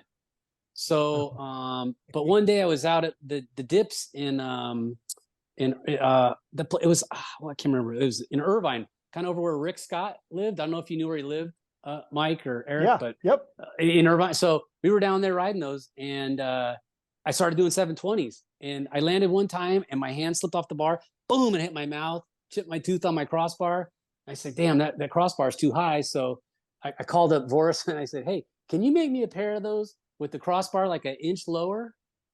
He goes, yeah. Any reason why? And I said, yeah, because I hit my face on my handlebars and I chipped my tooth. And so maybe that'll help out. And it did. Like it totally did. And that literally is what became the Woody Itson bar going forward. Dude, did you tell him, can you put the thing at 7 inches? Right. Maybe change your sweep it back a little bit. Dude, those are the best bars ever, in my opinion, man. Nothing even super stiff. The sweep, rise, everything about it was just it was right where it was supposed to be.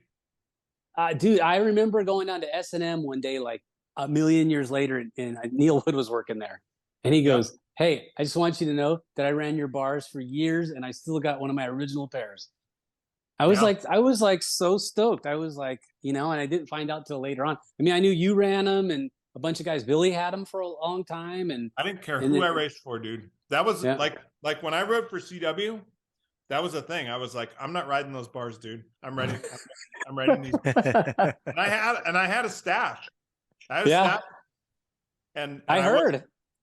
Dude. Those I had a bunch of them, man. That was a deal breaker for JV. That was a deal breaker for JV. He had to stick with the Galindos. Yeah. I just didn't know where I was going to end up, man. And Hutch was out of business. Yeah. And I was like, dude, I held on to those. I'm misered, believe it or not. I hoarded them. Can you believe it? No. Amazing. No. I prefer the term collector, Eric. So yes. I'm 100% team EC on this one. I got a brother over here, man. I I love those bars, dude. Though they really just they were good, man. Like my racing, I was pretty fast, but I mean, when I got on Hutch and I had those bars and I had that bike, all that stuff together, man, I felt like my racing really improved, man. And I carried those bars with me. I rode those same bars all the way through when I was on Schwinn, all the way. I mean, my whole career, that's the bar that I raced with. Even when I got on Hyper, we copied that bar. Yeah. Oh, it's super. I mean, if you put an S&M slam bar over a pair of my bars, they're almost identical. I think it's just a little flatter bend now, but I mean, like the dimension specs, everything, they just lays right down on top of it. I mean, you can only reinvent the bar so many ways. I think that like lately, like some of them use 049 and the heat treat them, but still the 065 is just, I mean, I don't know. Vorst, Dixon, and CW, those were some reinventing the handlebars. Oh yeah, no, well, and so are the power bends, but I mean, but those kind of, seemed kind of like a good idea at the time, but then pretty janky after a little while, but I mean, they were, it was really you know cool what to start. what design has stood the test of time? Renthal, right? The Yeah. bolt-on crossbar still in effect. The Galindo handlebar. Yeah. Horrible. I didn't know. I mean, James, I know you like them, but I mean, I don't know a single person, not one, that ran them things. I mean, I saw some at the races, but This guy right here. You guy. also you I ran also them. saw yeah, but you ran them because you got paid. That's right. Didn't Yeah. you also take one of those plastic chain wraps and put it around your chain too? He did. Once. He did. Once. Yeah, once, One because time. that's all it took before it would peel off and get stuck in your It- cogs. Coming out of the last turn, it went into the chain. That was it. Out. That's it. Yep. Yeah. And the Galindo Hollywood bars. jumped- Yep. Yeah. Galindo bars. I Hollywood- don't care. $35 a month and a can of WD-40. Hollywood jumped all the sharks. dude. Stop it. Oh yeah, absolutely. Yeah. Oh, All the man. gizmos. Anything. Max, and nobody made Max leg gaiters look cooler than Mike. Oh my gosh. Yep. Mark Darcy mean- still does. Mark Darcy still makes them look good.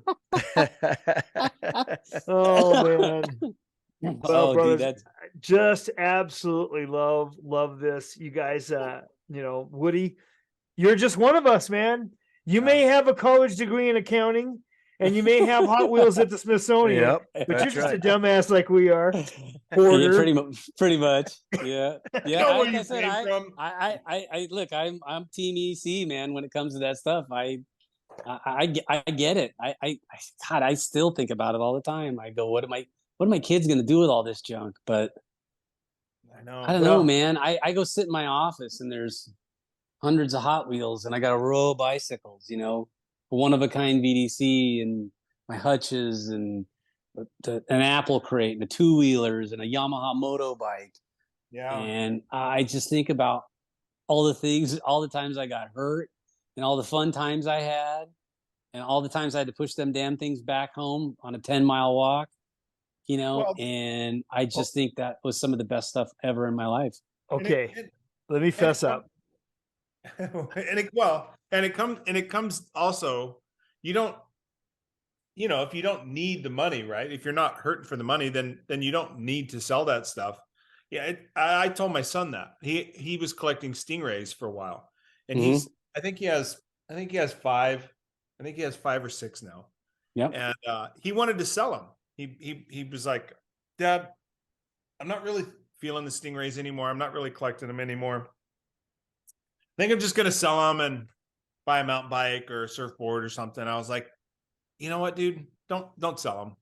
Let's just put them in a box. Let's box them up and we'll store them and let's just sit on them because you're not going to get enough money for them right now that it's going to he works for me out at the, and I said, just go work a couple days. Then you'll have enough money to get the thing you need that you want. Like, don't just sell those on a whim, put them in a box. And if 6 months or a year from now, you say, yeah, I really don't want those, then you can sell them. Yeah. So Hollywood, you agree, right? I do. and I do.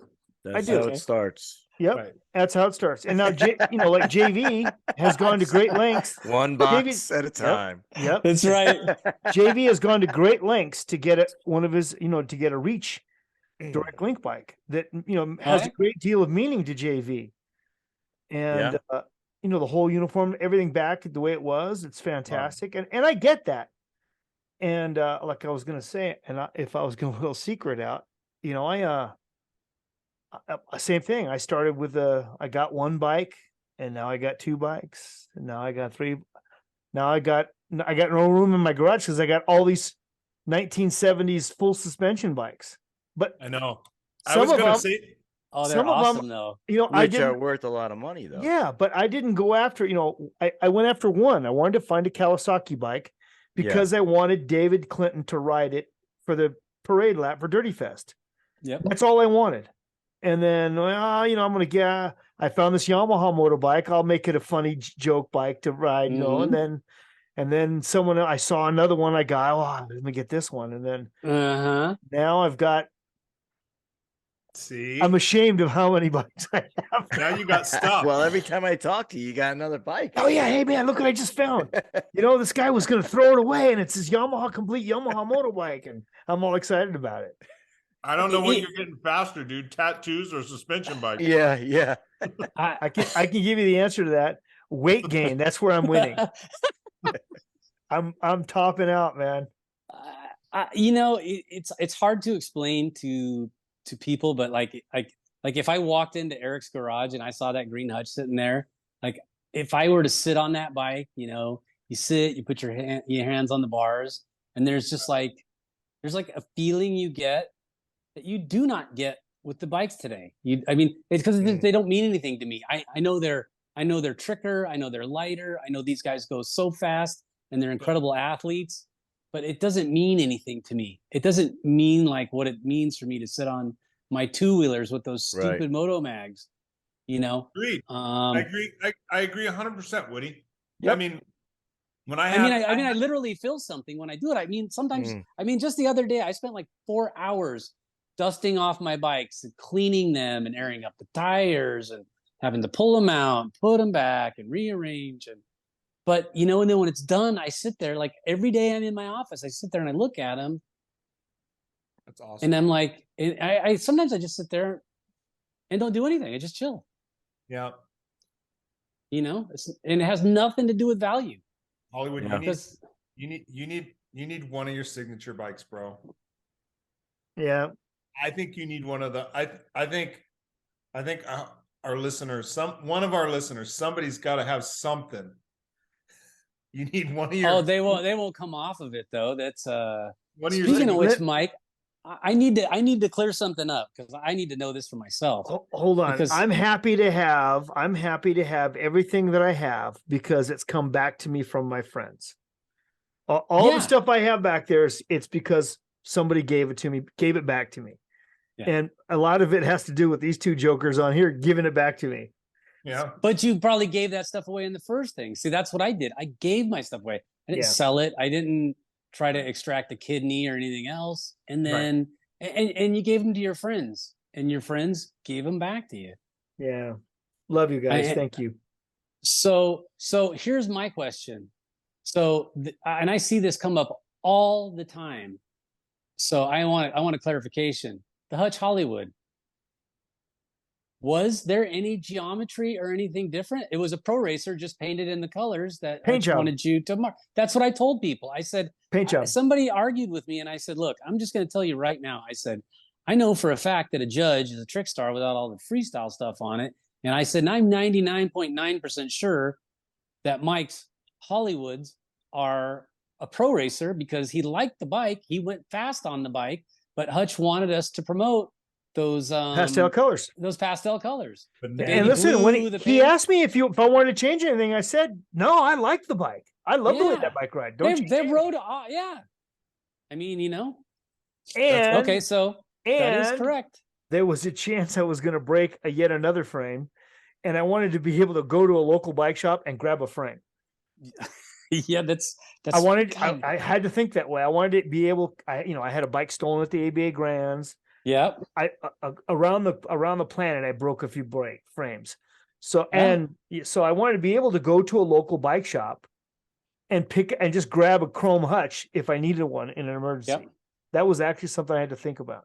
When our bikes got stolen in New York, I went to the local bike shop, built a trick star right off the thing. No problem. Well, you didn't get a wind styler? I did not get a wind styler, no. I did not race a pro raider. I did not race a pro raider. You did not. No. Exactly. Yeah, and I wanted to clear it because there's a lot of guys online. Oh no, I talked to Mike and it had special geometry and this. I go, I don't think so. But it's like, what do I know? I was there, but it's like what it had special was profile cranks. Yeah, that's right. Because the aero speeds, man, they could be I never broke any. But they could be finicky, and man, sometimes trying to get that bolt out of there if you didn't use that magic gold slippery grease stuff when you put that wedge in there. Oh my God! I used them. I think we tried them a couple times, and then Well, Yeah. One of the pictures is a picture with I have one piece cranks One on. piecers on the green bike. Yeah. One piecers. Yeah. Mm-hmm. Yeah, we had one piece. I don't know why BC Dave put one piece cranks on it, but I actually raced with one pieces. I think it might have been that the Hutch ones were we were struggling No, with those they things. were hard to get sometimes. I mean, I would go to Hutch sometimes and they'd be out of them. Yeah. Like he would, that's one thing that they would run out of, whether it was a supply issue, a cost issue. I mean, because those things were expensive. Yeah. I mean, they looked, I mean, but they look cool. I mean, let's face it, man, that there wasn't another bike from that era, not even remotely close, that could touch a Hutch Pro Star. That Dude, thing done up was I mean, that was it. That's a 911, that's a Porsche 911 Yep. turbo, an Enzo Ferrari. And, I mean, and futuristic black. Yeah, that was Yeah. insane, dude. When that color came out. Yeah, it was trunk paint. It was trunk paint. You know what it was? If you went into the welding shop at Hutch and you looked at the those giant industrial fans that they had blowing in there, that's what those things were painted. It was called metallic silver vein or something like that. Yeah. And Hutch used to look at my bike when they would come out from summer tour and they'd go scratched up. And I go, yeah. I go, they start to look like that. I go, might as well just start looking like that. And Hutch goes, how about we paint you a frame like that? Yeah. You know, and that's actually what I took on that Invasion tour, was a futuristic black frame and fork with the gold parts on it. Dude, but after a while, it would kind of turn all black, like the silver would disappear. But Yeah. still, when you got it dinged up in the trailer, you couldn't even tell. I remember you couldn't get the Hutch C-post clamp onto the frame. You had to spread it. So you had to spread it. You had to spread it and knock it on to get on the frame. Yep. Well, good stuff, man. I never knew that about the judge, dude. I never knew that was the deal. A trick star? Yeah. Trick star. Yeah. That's amazing. Yeah. Double dropouts. Yeah. So that's crazy, Hollywood. Gosh. And so another Hutch deal with Timmy Judge. You guys probably don't know this because so we did a tour to South Africa in like 84, I think it was 84, 85. So we did a tour to South Africa. 84. You're right, Woody. 84. I can't remember. It was 84. One of them too. And the pro was Timmy, and me, and Mike Buff, and Billy Griggs went riding on his mongoose because Greg Liggins couldn't make it for some reason. And then Steve Veltman, I think Monty Gray, and Jason Johnson. And can't remember if Bradley Moore made that trip or not. But anyways, I think he did. But we all went to South Africa. And it was the South Africa US team versus the Hutch USA team versus the South African national team. And we had to go over there and it was going to be a bunch of races and we were going to do shows. Well, Hutch didn't tell me until I got there. He goes, by the way, I'm going to need you to race. and I'm all, you're kidding me. I go, Hutch, I haven't raced for like years. I said, I quit racing a while ago. And he goes, oh, you probably still got some speed. I go, don't you sponsor a kid here in South Africa? He's going to just blow me off the track. You know? I said, I don't even have a race bike. Timmy's standing there. He goes, that's okay, man. You can use mine. And I'm just going, that doesn't help me, Tim. So, and I go, why do I got to race? And he goes, so they have a sponsor there. It was called Snowflake, which was like gold medal flour. Like it was a big deal. Like when we got off the airplane into the terminal, there was like 1,000 people in there waiting to greet us. And there was like news media and the whole thing. And he goes, well, we were only supposed to bring one freestyler. And we were going to bring, so we brought Mike as a freestyler and we brought you as a racer. He goes, but you're going to do the shows with Mike. And I'm all, oh, awesome.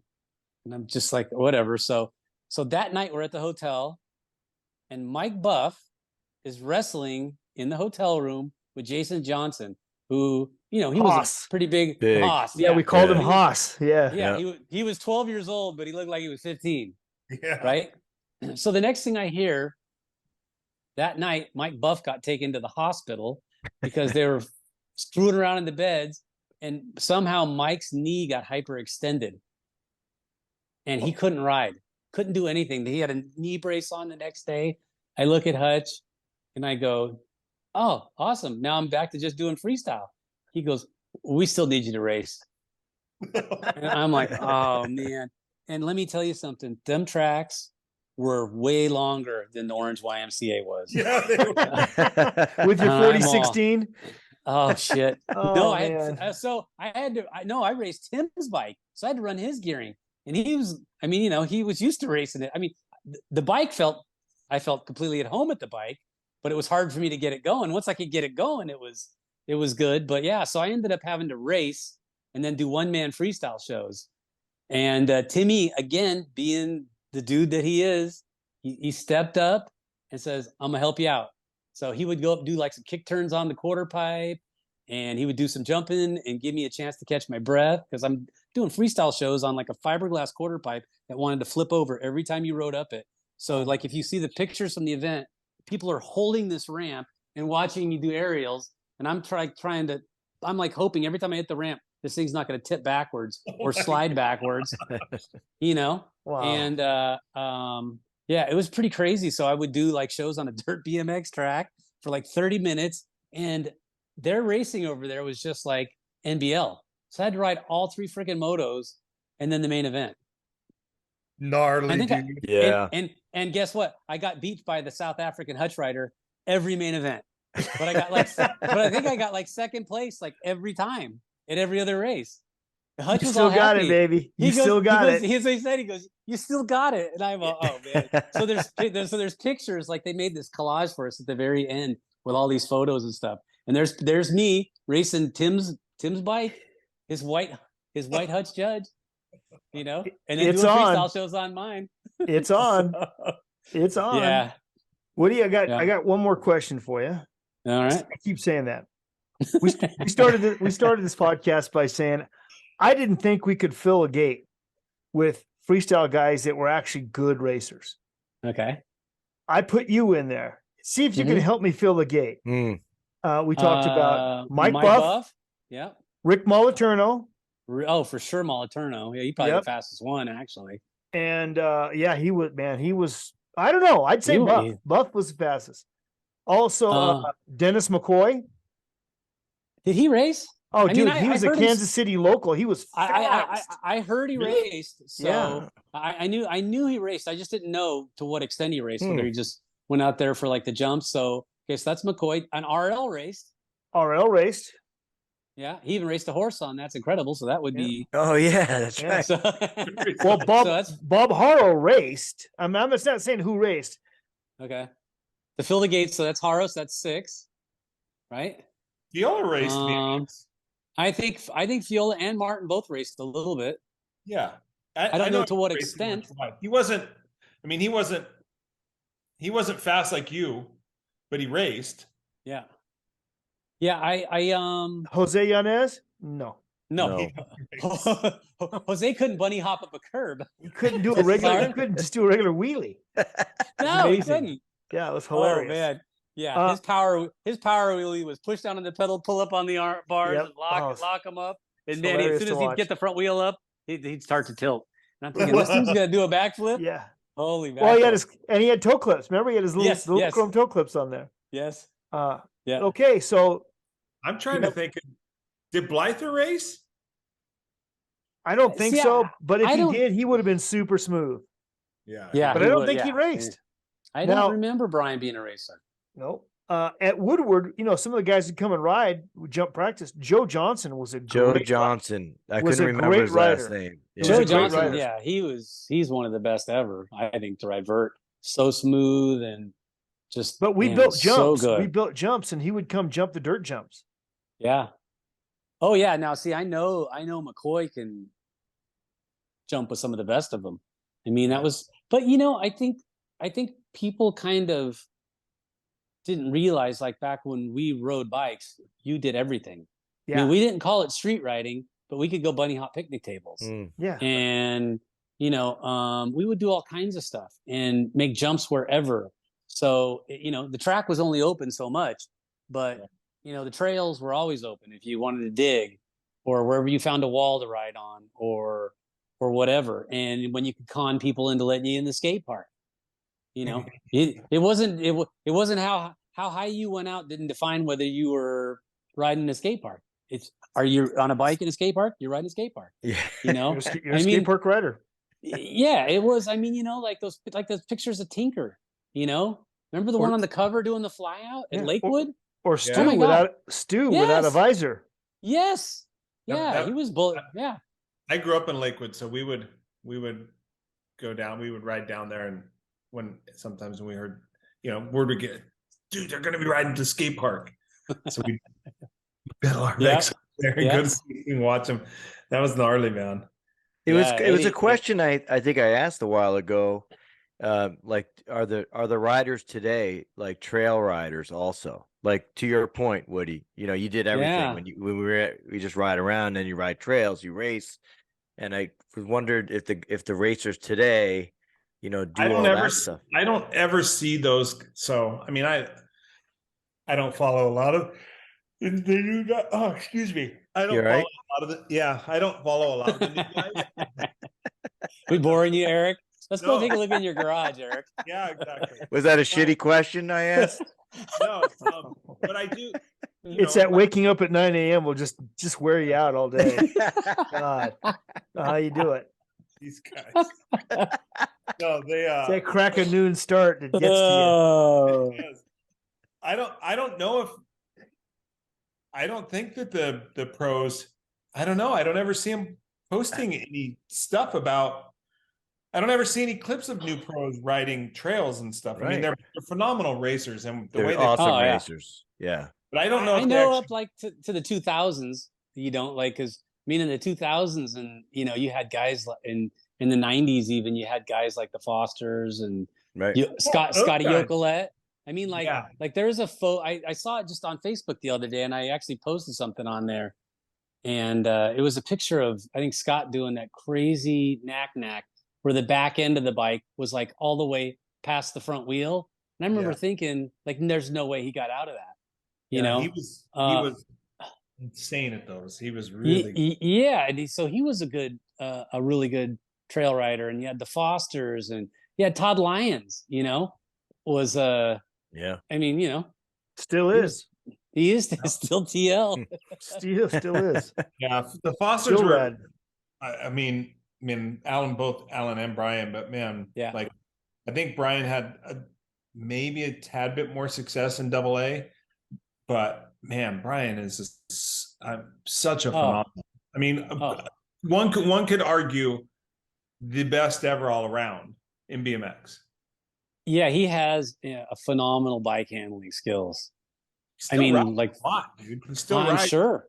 Yeah, he still rides skate park stuff. I mean, I never thought I would say this, but I mean, he rode X Games. I mean, he's one of the few guys. Can you tell me another pro that raced AA and competed at the X Games? Dude, in dirt jumping? He was one main away at the Grands. Third main. He was in 5th or 6th place. All he has to do is bring it into the finish line, and he wins the AA pro. He wins the title. He would have been ABA number 1 pro, and he wrecks 2 turns from the finish. Oh my God. And a flat turn all by himself. He would have won the whole thing, dude.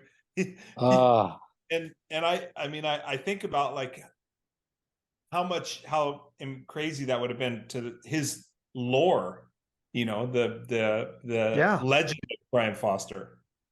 That's like missing a 2-foot putt at the US Open, right, Mike? To win? Literally, dude. Never made the show.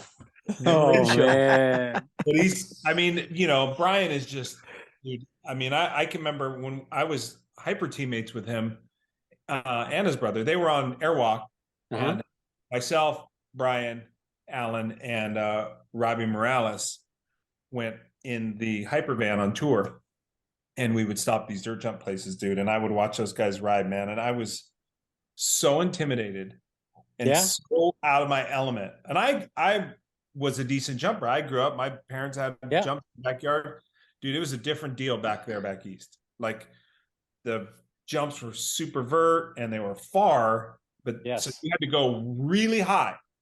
And to get that high, you had to go really, really fast. Yeah, and I just didn't do that, man. I kind of pushed through the lips, and man, I struggled, dude, so bad. And I would watch those guys do it so effortlessly, and it was so frustrating. I mean, eventually I started getting comfortable with it, but I mean, dude, we were in Posh. This is a place that just got demolished. 30. I saw that. Yeah.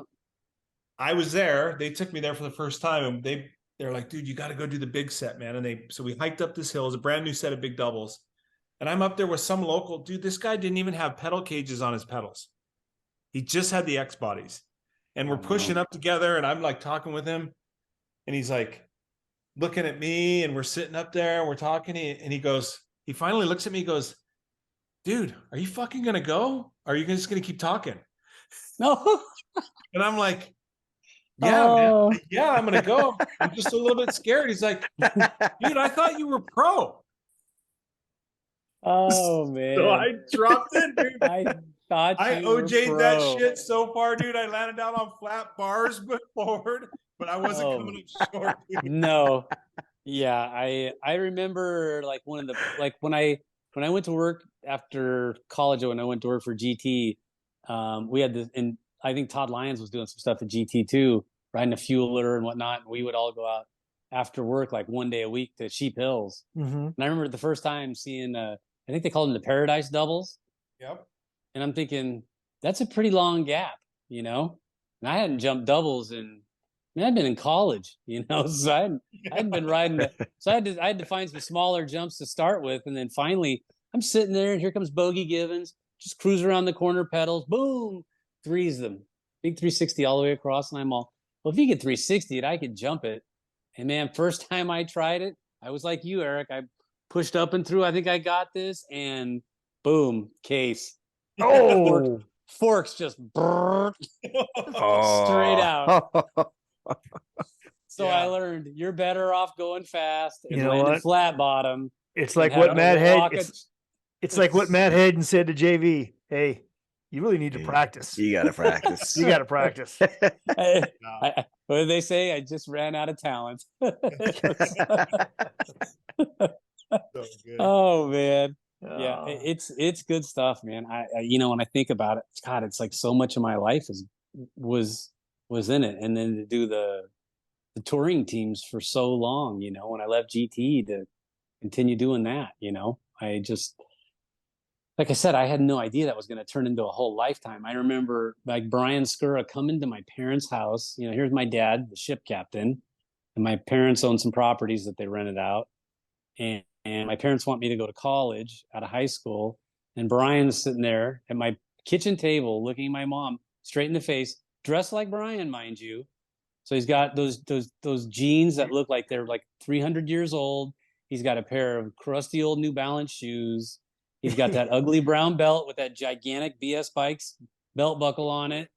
Tell me he didn't have the tuxedo T-shirt on, though. No, he did not have that, thank God. He saved that for the shows. He saved that for his shows. And he's trying to convince my mom. She goes, you know, your son has a talent, and he might be able to make a living riding a bicycle.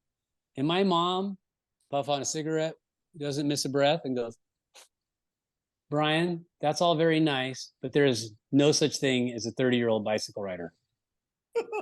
And I mean, just like nothing. And that was it. Like my mom just, when Brian left, she goes, you know, he's a very nice young man, but if you think I'm going to let you waste your life riding around on some stupid kid's bicycle, you got another thing coming, buddy.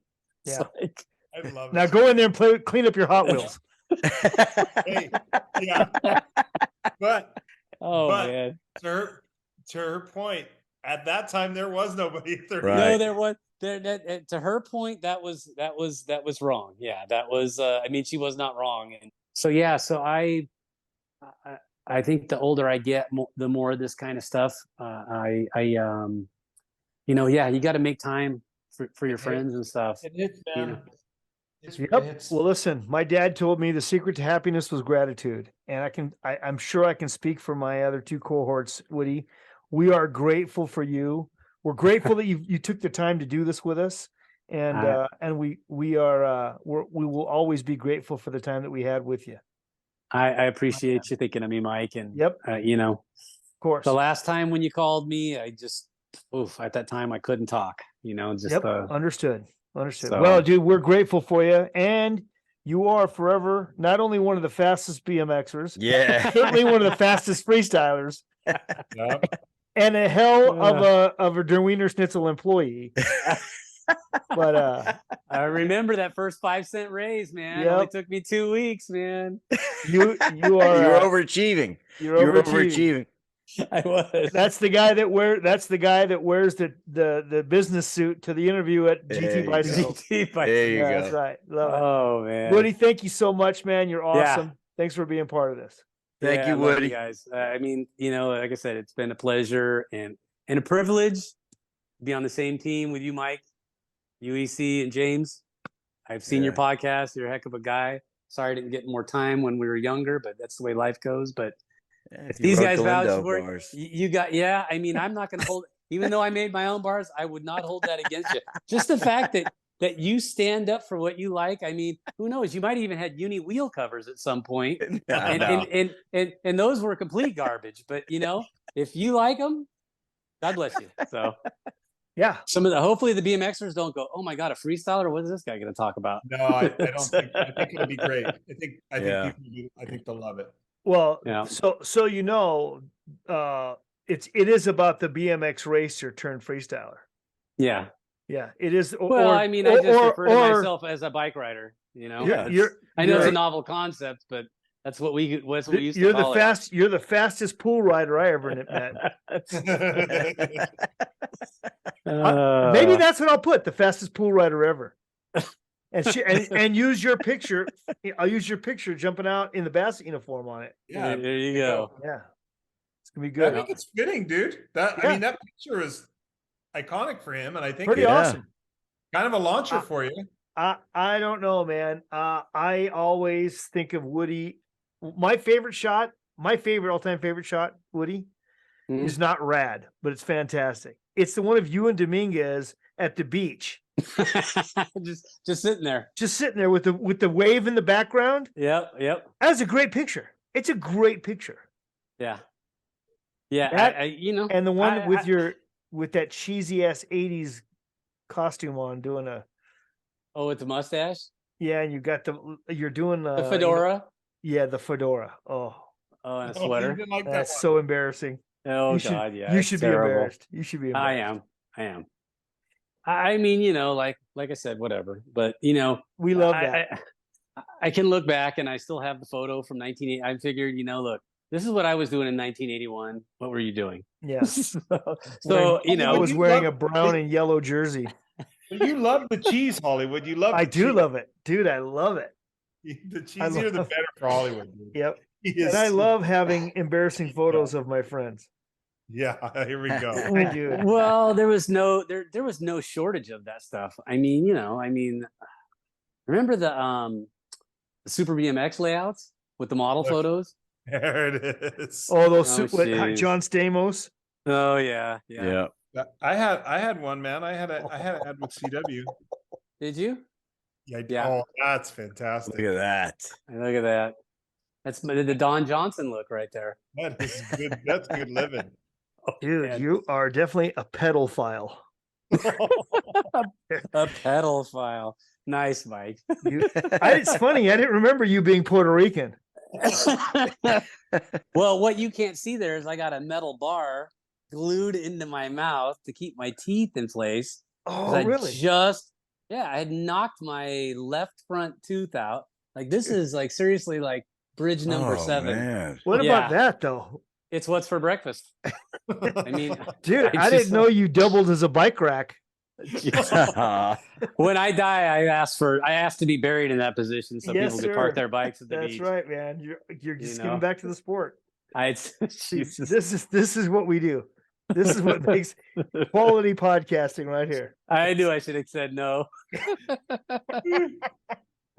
Man, that's usually my standard can't answer. No, I can't. I'm sorry. Warmed down, boys. I warmed down. Oh, I love it. This is great, Woody. Thank you, my man. All right, man. Yep. Okay, boys. Yep. James, it was a pleasure. Right. EC. Hey, this is John Cruz. No, we're not having an earthquake. I have Parkinson's. What do you think of that, Michael? We ought to pitch in and get you a gimbal. That would be nice. But seriously, this is John Cruz, and I obviously have something going on, and I was diagnosed with Parkinson's 20 years ago this year, actually. So I've chosen the Davis Finney Foundation over the years to be my voice for Parkinson's. If you're not familiar with the Davis Finney Foundation, Davis Finney is one of the winningest cyclists in American history. He's the roadie, if you guys remember those roadies out there, all that Lycra and stuff. But he is just a great man. When he was diagnosed with Parkinson's, he decided to make a difference in people's lives. And his choice was to start a foundation. And that foundation obviously wishes for a cure for Parkinson's, because there is no cure at this time. But they recognize that you have to live with Parkinson's, and your caregivers are having to live and take care of us. And the Davis Finney Foundation, that's what they do, is they only look for a cure, but they look for ways to enhance the quality of life for Parkinson's sufferers and their caregivers. So I appreciate all of you supporting the Davis Finney Foundation. It certainly means a lot to me. I know we all have something, right? So I think it's important to give back to our communities, whether it's BMX or a foundation that's close to your heart. If you don't have one, please choose mine. I appreciate you. Well, thank you, John Cruz. You certainly have made a difference in a lot of lives, including mine, and giving us the opportunity to do something good for somebody else is fantastic. So thank you. Thank you so much. And on behalf of John Cruz, please find a way to give something to the Davis Finney Foundation on behalf of John Cruz, the Dirty Knobs, and your entire BMX family. Thank you very much. Well, I hope you enjoyed that one, you bunch of dirty knobs. So please do that. Subscribe, hit the subscribe button. Comment if you have anything to say. We'd love to hear it. And we will be back out here in 2 weeks with another one. And thanks to our sponsors. Speaking of which, we are going to read some commercials to you now. Thanks for showing our sponsors the love, because they're showing it to us. Thanks again, and we'll catch up to you soon. And then sing it out right now. All right, coming live and direct from the Colt Clubhouse in Santa Ana, California. Come on down and get all your BMX needs. We're giving away free air for your tires. That's all I got, brother. That's great. That's great. All right. Now. It's perfect. Perfect. Kinda, designed for your journey. On the road, on the trail, or on the racetrack, you can count on Kinda quality. Our tires are engineered for performance and value across a wide range of interest and applications. See why Kinda is the right choice. It's your move. Imagine how bikes can lead to a healthier, more connected world. Bikes set us apart, free to explore and move and experience our relationships with people and places like nothing else can. At Ceres, we don't just imagine a more bikeable world, we're all in, making it happen. SR Sun Tour shares your passion of cycling. We are committed to giving you the highest level of service in the industry, along with products that hopefully will exceed your expectations. Serving riders is the cornerstone of our business, and we pride ourselves in doing it. Hopefully. Hopefully. Velocity Bike Park is the premier bike park for riders in Southern California, with 25 miles of world-class trails, obstacles, flow track, and races for mountain biking, gravel, and BMX. Ultramax. Do you ever find yourself outside on a hot summer day, maybe washing your car? I don't know what happens, but all of a sudden your shirt is wet and you're all full of suds. So you just take it off just for the neighbors. Well, the neighbors called and they want you to buy a new Ultramax t-shirt. Not available where fundraising car washes are, But you can still buy an Ultramax t-shirt at dirtyknobs.com. Ultramax! You guys are one-take wonders, man. Hi everybody, Toby Henderson, founder of Box, co-founder of American BMX Companies, the owner of Race Inc., Botima, and Cook Brothers Racing.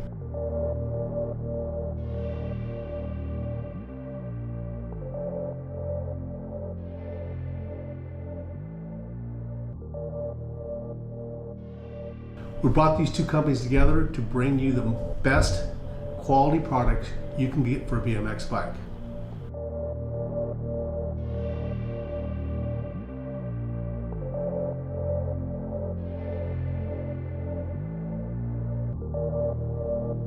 We're all about the rider, so please check out our Level Up and Rider First programs.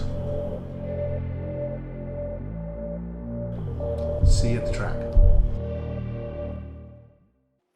ODI Grips, the world leader in grip technology, home of the lock-on grip system.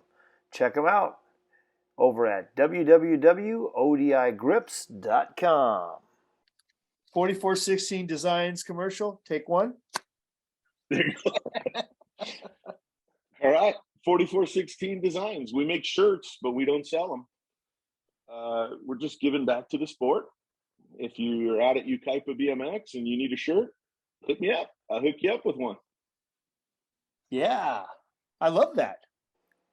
Mega Design Group is a full-service marketing firm. They handle everything from logos to advertising to packaging. Having over 25 years experience in the print and marketing fields, they can handle any hurdle.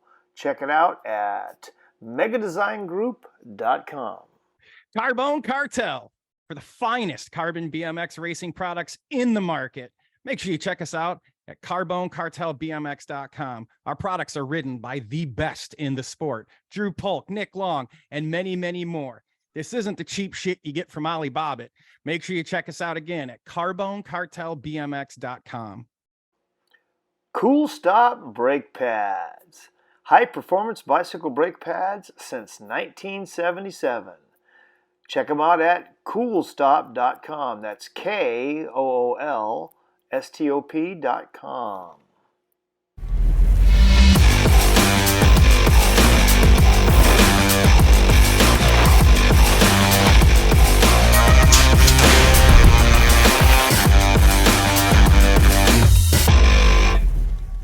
Supercross BMX.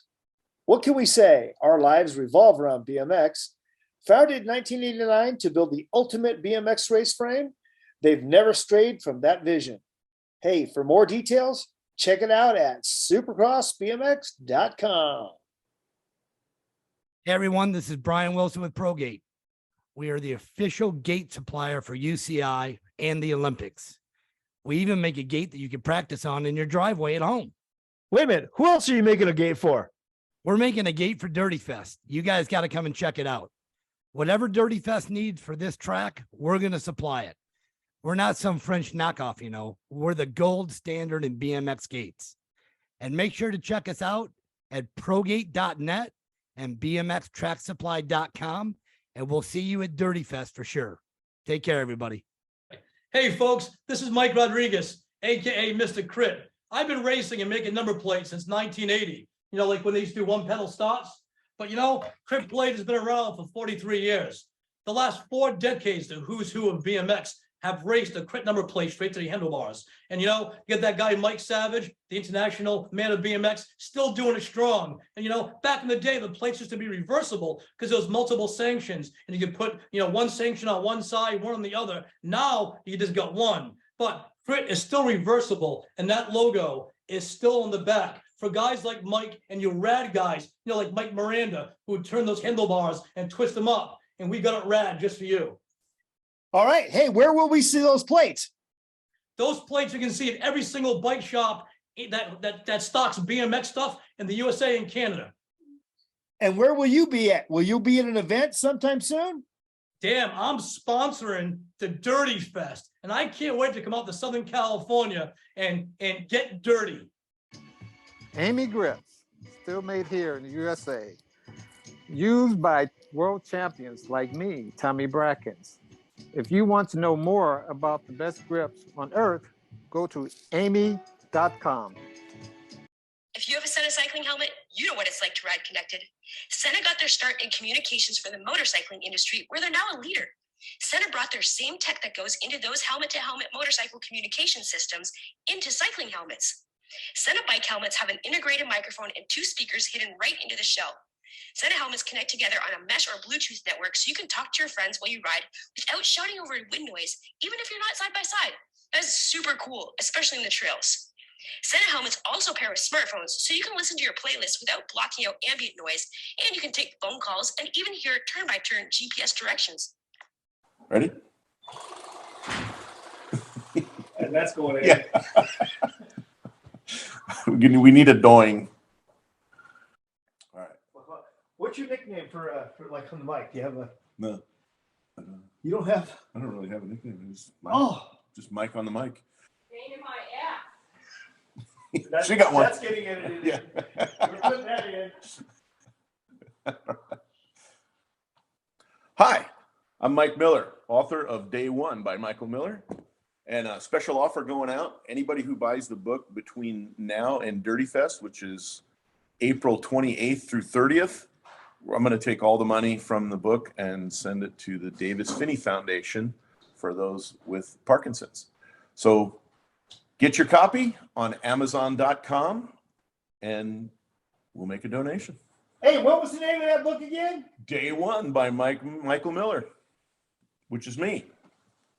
I'm sorry. Hey, what was that name again? Day One by Michael Miller.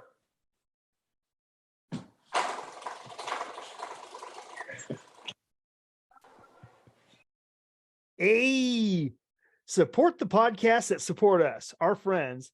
The fine folks over there at All Things BMX, which is our favorite Wednesday night live podcast, as you know. Our buddies over there at Beer Budget BMX, Big Bike BMX, and BMX Weekly. Check them out. Check them out. Our friends. What's up, everybody? It's your friend Isaac from Big Bike BMX, and I've got a podcast with my best friend, 80s BMX Craig. Yep. And guess what, you guys? If you have enjoyed your time here on the Dirty Knobs podcast, we'd love for you guys to come over and hang out with us at Big Bike BMX, where we've got all your old school legends and BMX from the past and today at Big Bike BMX. Isaac, come check us out. We'd love the opportunity to win you over. And if not, hey, it's just another place to talk about BMX with your grimy friends. It's fun. Hey, Dale Holmes, I want to tell you something. One of my favorite podcasts that I never miss is BMX Weekly. Even though it has an accent, I still love it. Cheers, Mike. You can get all the podcasts on bmxweekly.com. Old school, mid school, today's school. Check it out. Yeah, BMX Weekly. Hey, here we go. Hey, Beer Budget BMX, baby. Coming at you live from the Beer Budget studios over here at the Hack Shack Quarantine. Oh, man, we're coming in hotter than Satan's nutsack. Yeah, we are dirtier than an Alabama strip club where reclass pros go and get lap dances by their half-sister. Yeah, the only show that'll make you second-guess your life choices like a Amish on an e-bike. Hey, if you guys enjoy what you just listened to, make sure you tune in every Wednesday night to the All Things BMX show, the only live streaming podcast show in the game right now. Even ask Mike. He's been on. Vicente's been on. Still waiting for that other guy to come on the show. You can find us on YouTube, Twitch, and Facebook. And you can also find us at allthingsbmxshow.com. Keep it dirty.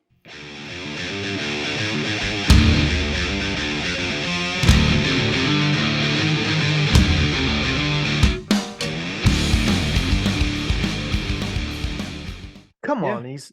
All right, so 604. What's the over under? Oh, what's his number? We got another 4 minutes. 4. So 608 is the number? That's what I'm thinking. I'll take the over. Oh, really? Yeah, I think he's going to be What, later. you think he forgot? No, because he did text earlier today. But I think that, it's, I don't know, maybe it's a nice day. He's how you and I are kind of a little out of sorts, out of the swing of things. Yeah. I imagine he's just as much, if not more. Gotcha. Okay. He says, Woody, no, it's Woody. Should I log off until they show up? Yeah, tell him I'm here.